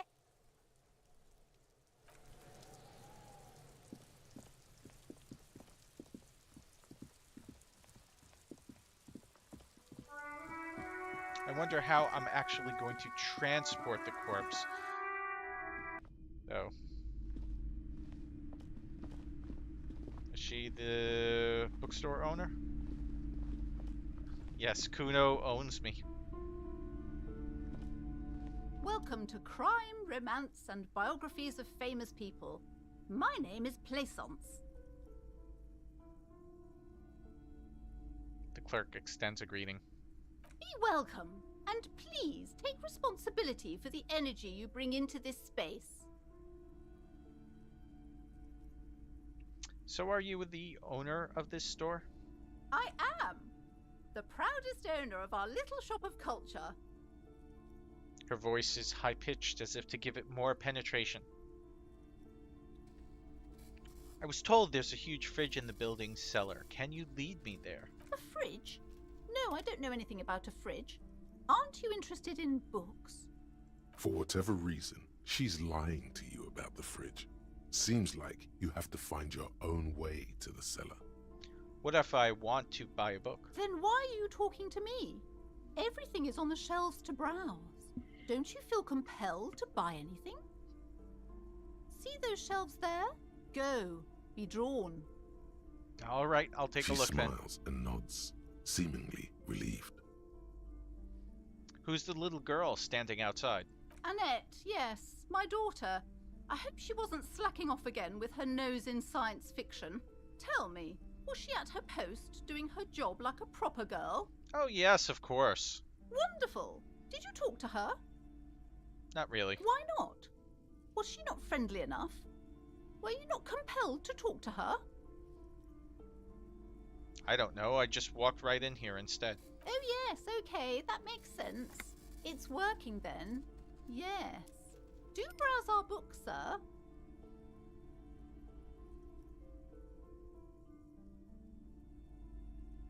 I'm going to get this girl beaten. No, I'm telling her the girl's doing a good job. The woman before you scans the store, her shoulders rigid and tense. Every now and then, she nudges her glasses. Farewell for now, book peddler. Alright, let's see if I could sneak into the basement. You see a set of tattered curtains blocking the way to another room. A strange cage-like trinket dangles from the curtains. Excuse me, officer. The back room is strictly for employees only. Shopkeeper, what's behind the curtains? Nothing. Why aren't you browsing the books? Don't you feel compelled to look at the books? You ought to. She speaks almost as if she's trying to put a spell on you. Yeah, that's what urging it you seems to buy like. more books. Oddly enough, the more she tries to draw you away from the curtains, the more alluring they become. Examine the strange cage-like trinket. You see some kind of charm, an irregular polyhedron assembled from bones, sticks, and straw. Inside, a disturbing fish head with empty eye sockets stares at you. Weird. This is a traditional Seminese ward, meant to provide protection against ill luck, bad dreams, curses, and other supernatural scourges.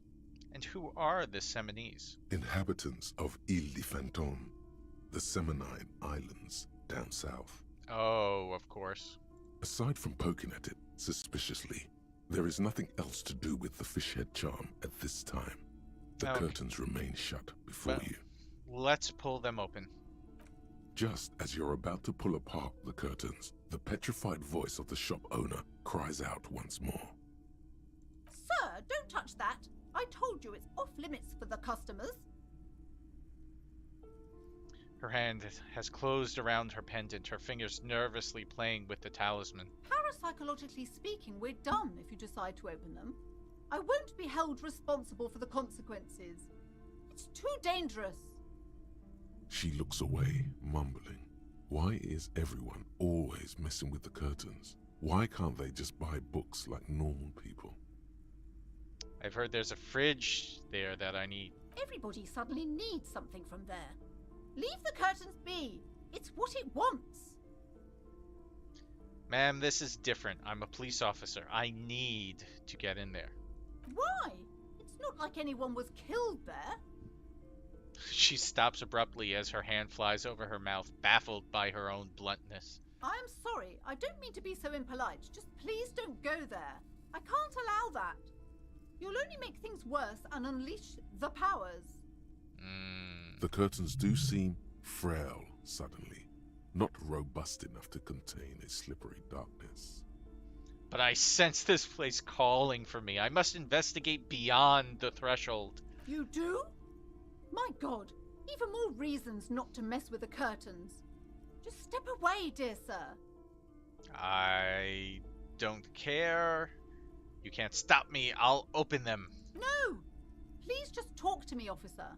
Come here and let's talk this through before you decide to do anything extreme. Talking is always good. Go see what she has to say. The curtains, tattered with age and covered in dust, hang before you, as if taunting you. Fine, let's talk with her very quickly and see if she has a compelling Hello argument. again, esteemed officer, and welcome to Crime, Romance, and Biographies of Famous People. Why are you so uptight about those curtains? I just want to know what's on the other side. I already told you, it's just a storage room for employees. I don't understand why it's so important to you. Just let it go, officer. Go buy some goddamn books. You're supposed to be drawn to the books. She recites it like it's a poem, or like she's playing a role she's grown tired of. She's so tense, it's a miracle she hasn't snapped in half yet. If it's just a storage room, then why does it have a Seminese ward protecting it? It's just for decoration. She wavers under your gaze, mouth pressed into a tight-lipped smile, then something breaks. Okay, fine. It's just because this place is cursed, just like everyone said. They don't call it the doomed commercial area for nothing. Are you happy now, officer? Happy that you've ruined everything? She closes her eyes and starts mumbling something to her pendant. Host of hosts, she prays. Guard me and my honest business venture from the curse that lurks behind the curtains.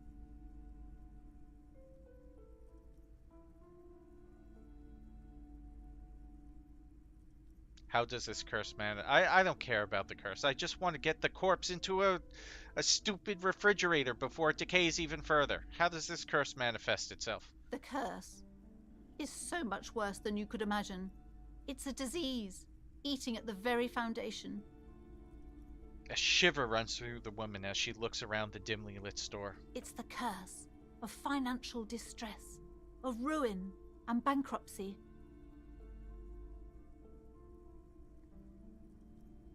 Wait, that's it? I was hoping for something more paranatural. But, officer, there's nothing natural about entire companies declaring bankruptcy. I'm talking about cacodemons feeding off bad business practices and disappointing income statements. There's something wrong with this building, I can tell you. Ever since I arrived, I've sensed an eerie, lingering presence, as if I was unwanted here.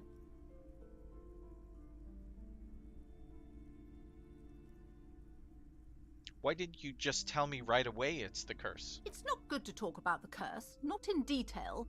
The negativism, it's dangerous. Talking about the void wraiths angers them. Wow. Void raves. You have new words. Have you sought help from anyone? Yes, I've contacted numerous parapsychologists, and even a pair of Simonese mediators. They provided me with the wards. The wards help to keep the doom at bay and protect us against the darkness that lies further in the building, even though now I fear it's not enough. Is your pendant part of the wards as well? Oh, this? No, it's a special Himian amulet, blessed by desert pygmy shamans, with a spell of compulsion. It's to compel people to buy books. There are numerous spells cast throughout the store. I had the books anointed with a different inducement spell, for example. It's guaranteed to boost sales 15%. Desert pygmy shamans. That sounds like a rather questionable way to describe a group of people. Would you like me to take the case? I could investigate, see if the curse is real. Most certainly not. I don't want anyone who's not familiar with the psychic arts to get involved in this mess. Stay away. Leave the spirits be, so they can return to their slumber. You leave them be. My liege, you know what this case calls for? A paradetective. Ooh. Looks like I have a good chance of convincing her I am a paradetective.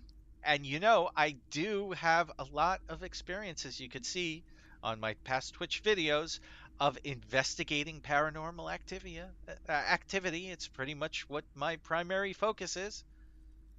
So convince her to let me investigate the doomed commercial area. Slither up to her, you silver-tongued fiend. Show her what world-class perfidy looks like.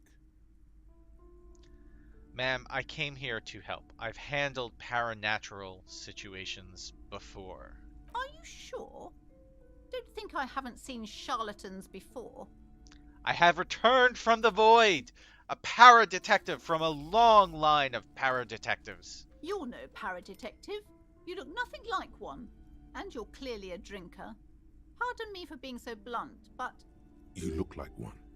The lieutenant keeps his usual stony calm. He silently picks out his notebook.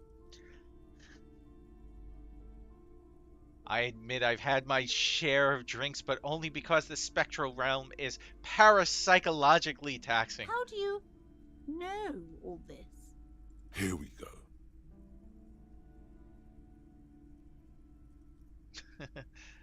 Your wards brought me here in the first place. The Seminese blood also runs through me. You're part Simonese. Oh, it means our meeting couldn't have been mere chance. The hand of fate guides us. Indeed. But I am not the only one at risk. I have to think of my daughter. You are certain you can help us? Keep us safe? I can't allow any collateral damage to hit us. I'm not gonna throw Kim under the bus. No problem whatsoever. Your family is safe. The phantoms are no match for me. Actually, you know, a couple of yesterday, yeah, I did find a phantom yesterday on nightmare mode.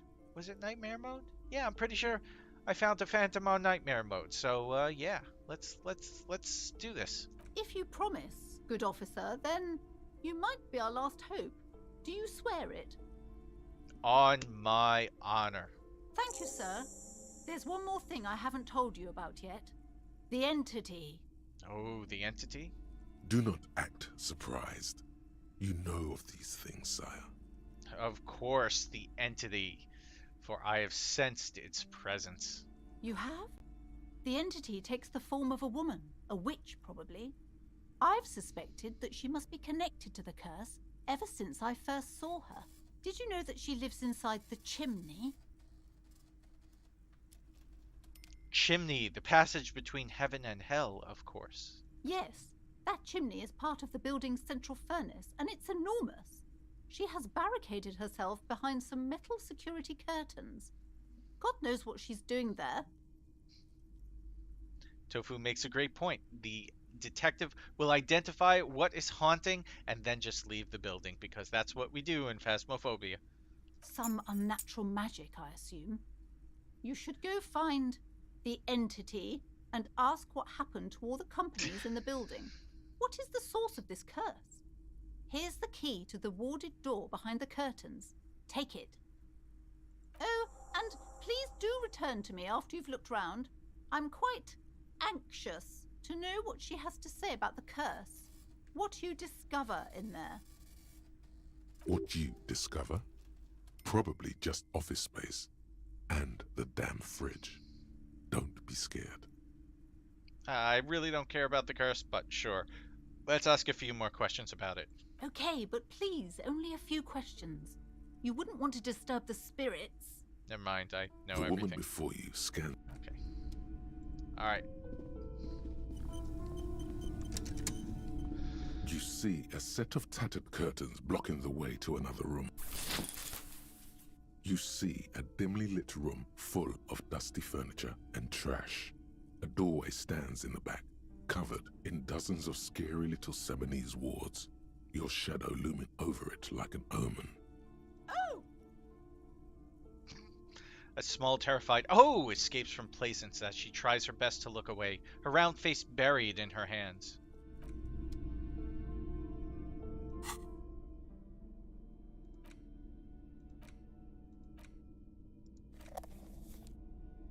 Let's use the flashlight. Oh, I like the way this works. Oh, I guess I didn't need it.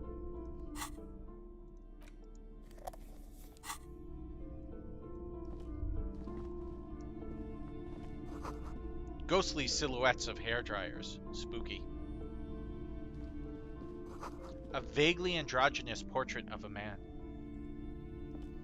A heavy door with a missing handle stands before you, covered in dozens, if not hundreds, of Seminese trinkets and charms. It appears to be locked. Well, it would be pretty funny if I just broke down the door, but I'm gonna use the key. After exerting some force, you manage to turn the key. It's eerily silent. The door slides slightly open, letting a draft of cold air into the room. The fridge probably contains potassium benzoate. That's bad.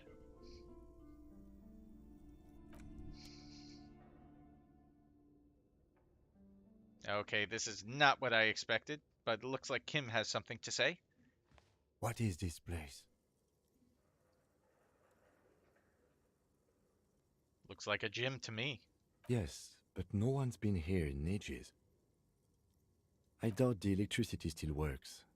Good thing we have a flashlight on us. Don't forget to take it out of your bag before we move on. Some specks of dust shimmer in a faint beam of daylight falling from the window. Other than that, the room is dark. Let's just keep going. I'm sure it's just a regular abandoned house. Nothing mysterious here. Sounds good.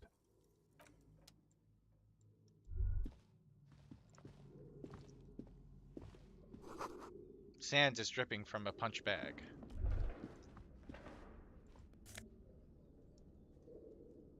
Shot put ball? I don't know why, but sure, I'll take it. It's worth money. Welcome back, Kuno. Poster says Silius Fortis. The rest is worn off. A barbell lies on the floor. The color has worn off its weight plates.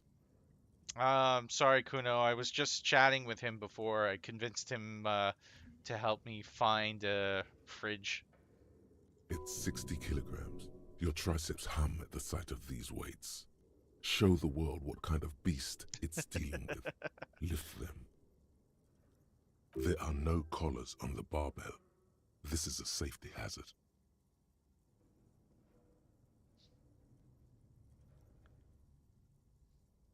You're right. The weight may fall off. Better not touch it then. It would be a violation of EPIS safety regulations if the gym was still operating, but it isn't. No one's supposed to come here anymore.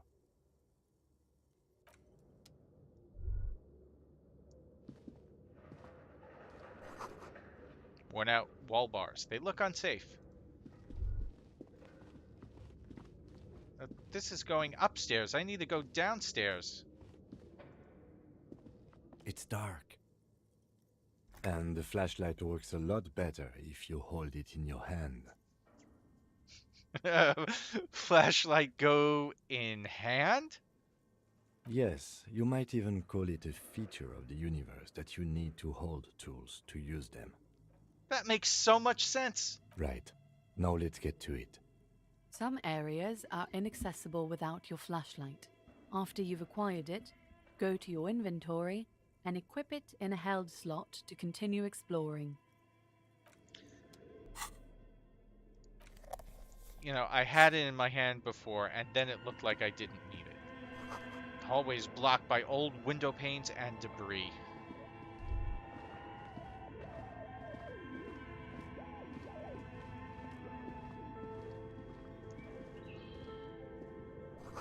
A large demijohn full of strange liquid. No idea what a demijohn is. Wild animals stare at you in the dark, stuffed and mounted. Airship rotors covered in spider webs. They remind you of blades. Semi-toilet. A naked mannequin torso, a strange yellow color. Blue velvet, soft to the touch, moth-bitten.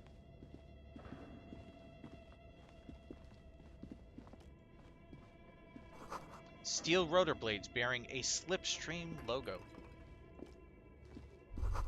Skis with Slipstream printed on the laminated top layer. Oh, there's something there.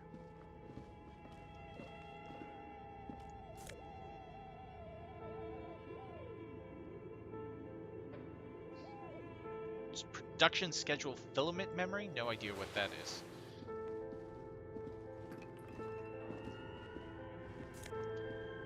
Ooh, a tiny bit of money.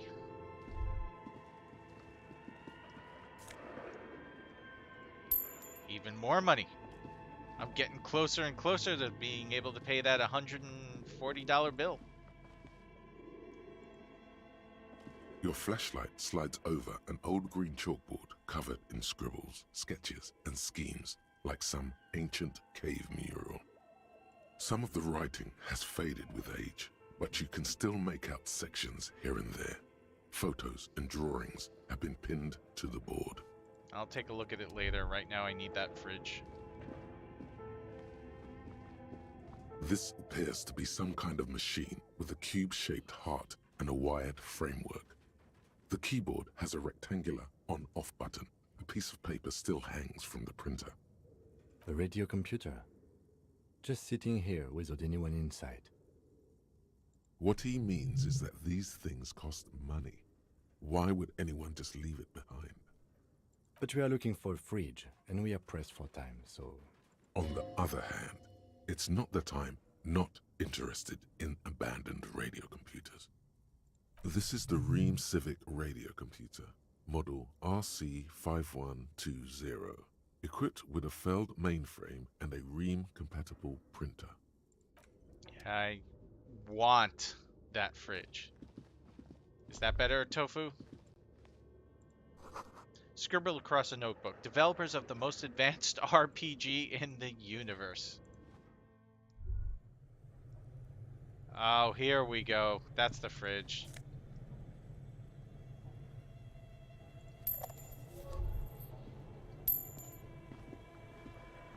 Yeah, I'm getting rich.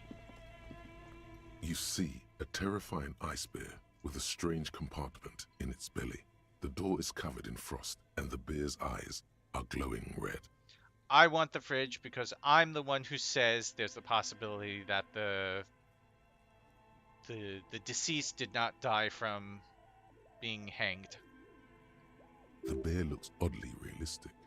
Is it taxidermy? This must be the fridge you were told about. Look inside.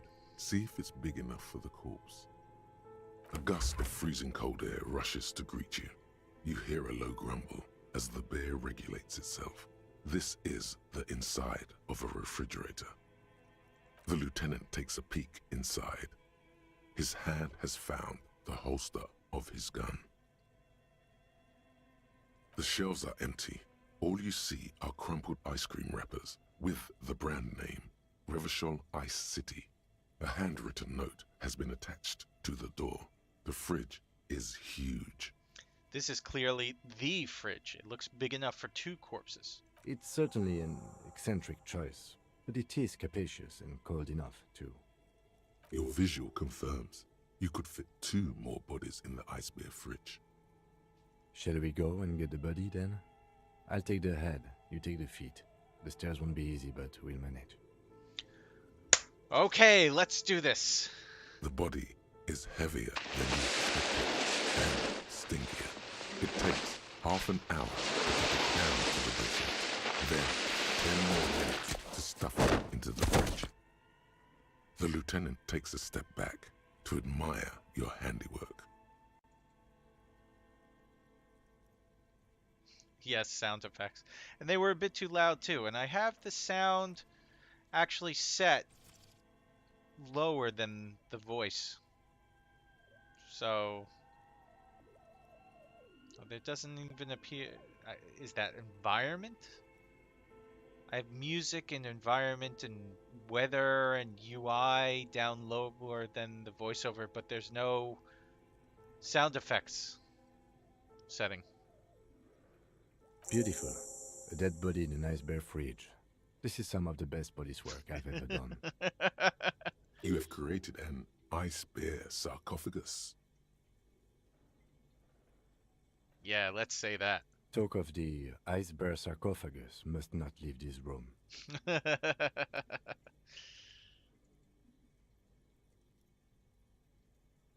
Yeah, I'm not proud either, but we did find a fridge. As impressive as the fridge is, this is a small victory, among numerous defeats. At least we've stopped the body from decomposing further. Now you can conduct another inspection, under controlled circumstances. Inside the icy realm of the ice bear fridge, the corpse stands slumped, waiting. Want to take a look at the note on the door? You pocket the note and the little fridge magnets keeping it on the door. Okay. So I'm gonna try this again. Well, let's examine the ice cream wrappers first. A friendly cartoon bear smiles back at you from a glossy cellophane wrapper. It looks nothing like the fridge, or the decomposing body in it. The paper still smells of vanilla and chocolate. Even under this stench, you can feel it.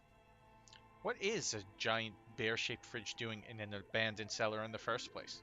Good question. It looks like an ice cream fridge. So they tried to sell ice cream from this hyper carnivore? I know. What an unfortunate marketing choice. What is even worse, the bear is still costing them money to this day. The lieutenant points at the red snaky cable running from the fridge. The electricity bill must be catastrophic. On the other hand, it did help us with a certain corpse situation. Indeed. Refrigerated meat is much better for coroner's work. Alright, let's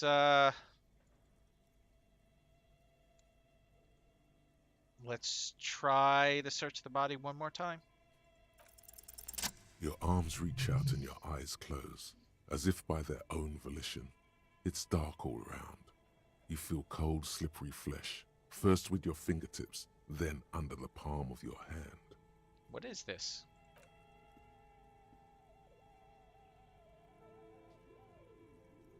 His face, his cheeks, his nose, his fat, swollen lips, like a spider, Your hand crawls over his features. Everything is silent. Crawl up his nostrils. No, I'm gonna squeeze his nose. You pick it between your fingers. The mess is even larger than your nose. Very porous somehow. Like it's about to pop. Keep crawling, lest you break it. Nostrils? They are swollen shut. You need to really push to get in. Push your fingers in his nose. Only the little one fits. The flesh changes shape as you bore in, searching for something in the cartilage. Ew. The thing you're looking for, it's not here either. Crawl out, spider. Okay, let's check the mouth.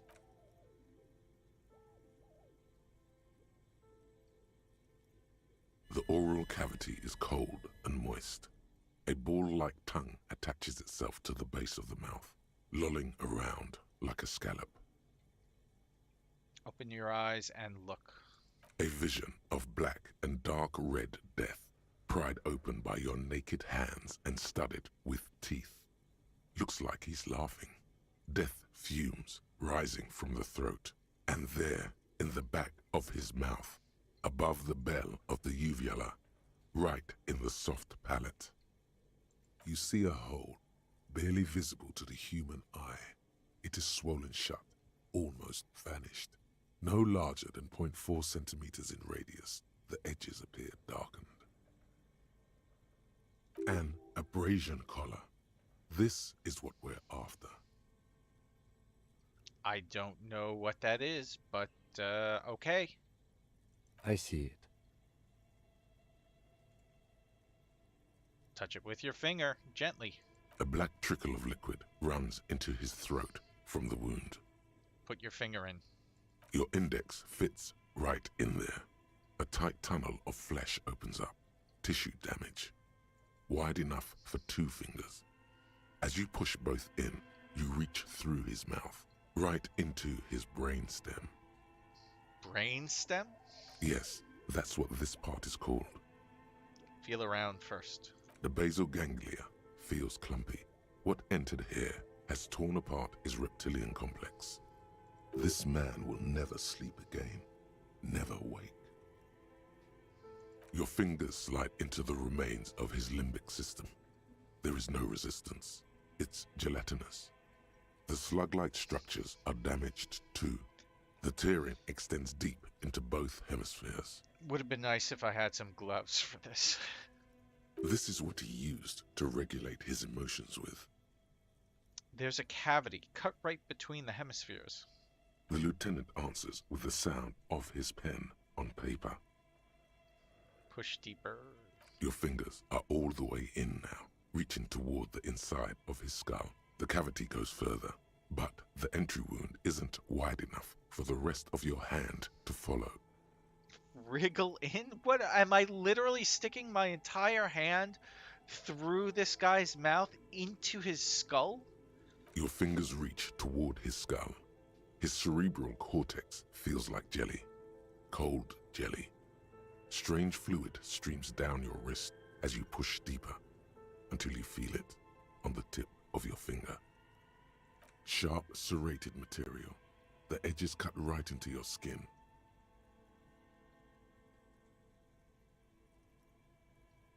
I feel a solid object right under the skull.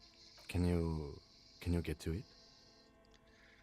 Inspect the skull first. There's a tiny crack, a protrusion in the cranium, right in the back of his head. Your finger must be pointing straight at it, from the inside. The object that is in there stops just short of the skull, in the encephalus, knocking this tiny fracture into the cranium. I agree, Heather. Fantastic writing, but it really is unpleasant. We have the makings of a very small exit wound here. All right, let's try fishing it out. Got a good chance of succeeding.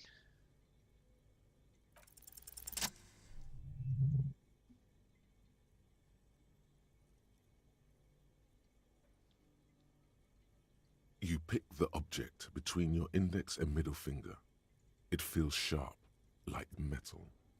With your face twisting from pain and concentration, all you need to do is just... The inside of the head feels cold and smooth, like a glove, sweat dripping down your brow. Careful not to lose the prize between your fingers. With a plop, your hand emerges from the mouth, covered in blood up to the wrist. Between your fingers, a small flower, a blossom made of lead. A bullet. The lieutenant puts a small bag marked evidence under it, and I drop the bullet in. The bullet falls in the bag, leaving a smattering of blood on the plastic.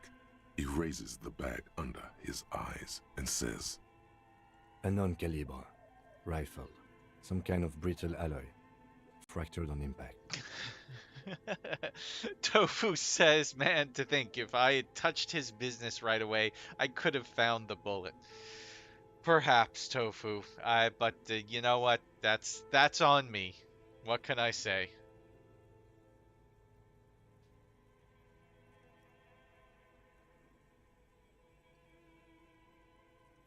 Can I have it? Of course. You've earned it.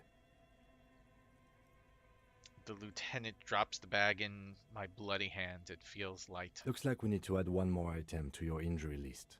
Injury number 4. Oval entry wound with an abrasion collar. Soft palate, back of mouth. High velocity. Temporary cavity in brain tissue.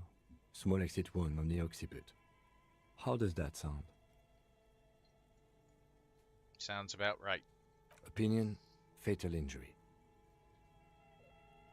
I'm still not sure. No, I agree. And one last thing. We can now fill in injury number 3. Ligament mark. Opinion non-fatal. Post-mortem. Treatment. He's proposing the bullet was the real cause of death, and the hanging an attempt to conceal this fact. The ligament mark, the fractured hyoid bone, it was all treatment. Yes, and the belt around his neck. The hanging. Even dragging him to the yard. All of it was done after this man was already dead. Dead dabba doop doop. Deadity dead dead.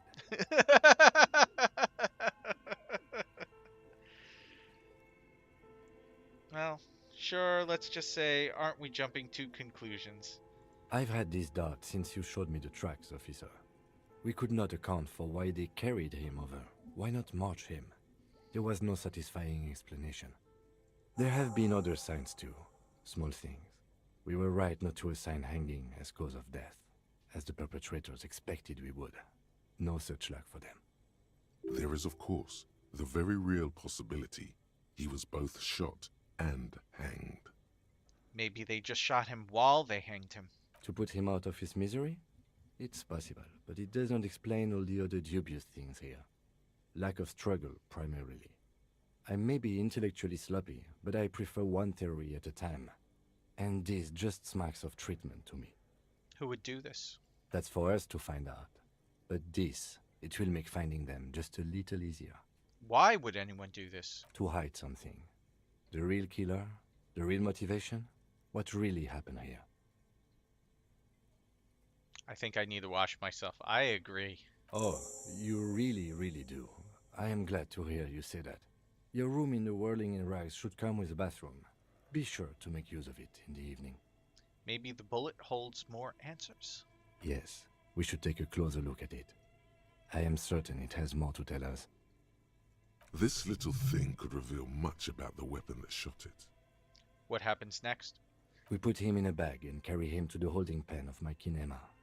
The body bag should contain the odor for the duration of the transport.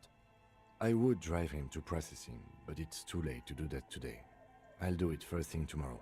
No problem. One more thing. This was really good work, Detective.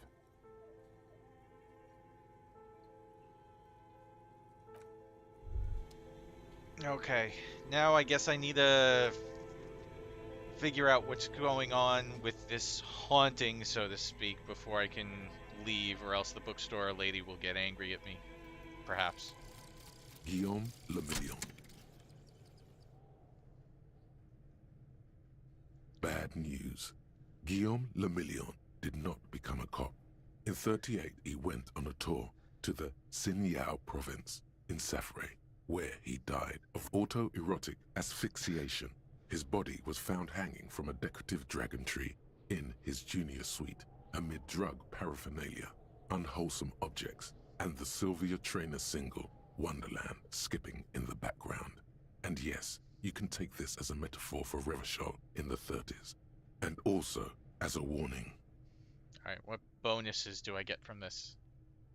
Ooh, +1 pain threshold. Blood oxygen is boring. All psyche learning caps raised by 1. Oh, that's very nice, because my psyche is very low.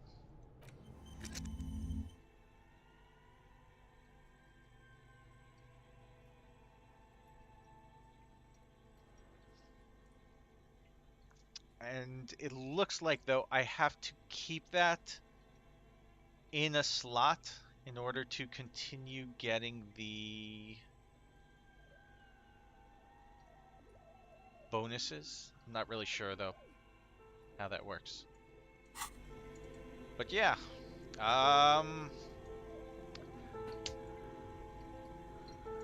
that went nicely, I suppose. After a lot of struggling, I did find a bit of a secret into the cause of the death. I think that's going to do it for me today. But I gotta say, I really like this game. It's really funny at times. It's really interesting at all times. And it's really, as Heather points out, it's really macabre sometimes. But that's all in a good way. I'm enjoying it. I'm really liking it. I can see why people hold it in such high esteem. Thanks, Kuno. I appreciate it. Yeah, it's a really good game. I start. No, you don't know. I started playing 13 Sentinels a few days ago. Definitely not a game worth streaming because it's all just talking, anime style. And now I don't know which one I want to focus on playing. I'm glad you enjoyed that, Heather. 13 Sentinels is good, but I will say that the writing and the humor and the mystery of what's going on in Disco Elysium is interesting more than 13 Sentinels. So, yeah, I don't know what to tell you. This is a really good game, and I'm glad that Tofu and Heather, you really pushed me to stream it. I'm not sure that many people, besides the two of you and my friend Grimy Timey, enjoyed it that much, but I had a lot of fun playing it, and it's even more funny when I have commentary provided by you folks. So thank you so much for tuning in. Thank you so much for recommending the game to me. And yeah, you're all great. I am going to. I see that Mud is currently streaming, and he's a cool guy. He often stops by my stream. So if anyone is still around, let's give him a quick raid. He's playing Fortnite. I don't know much about Fortnite really, aside from it's very popular and not my style of game, but whatever. He's a cool guy. Nice guy.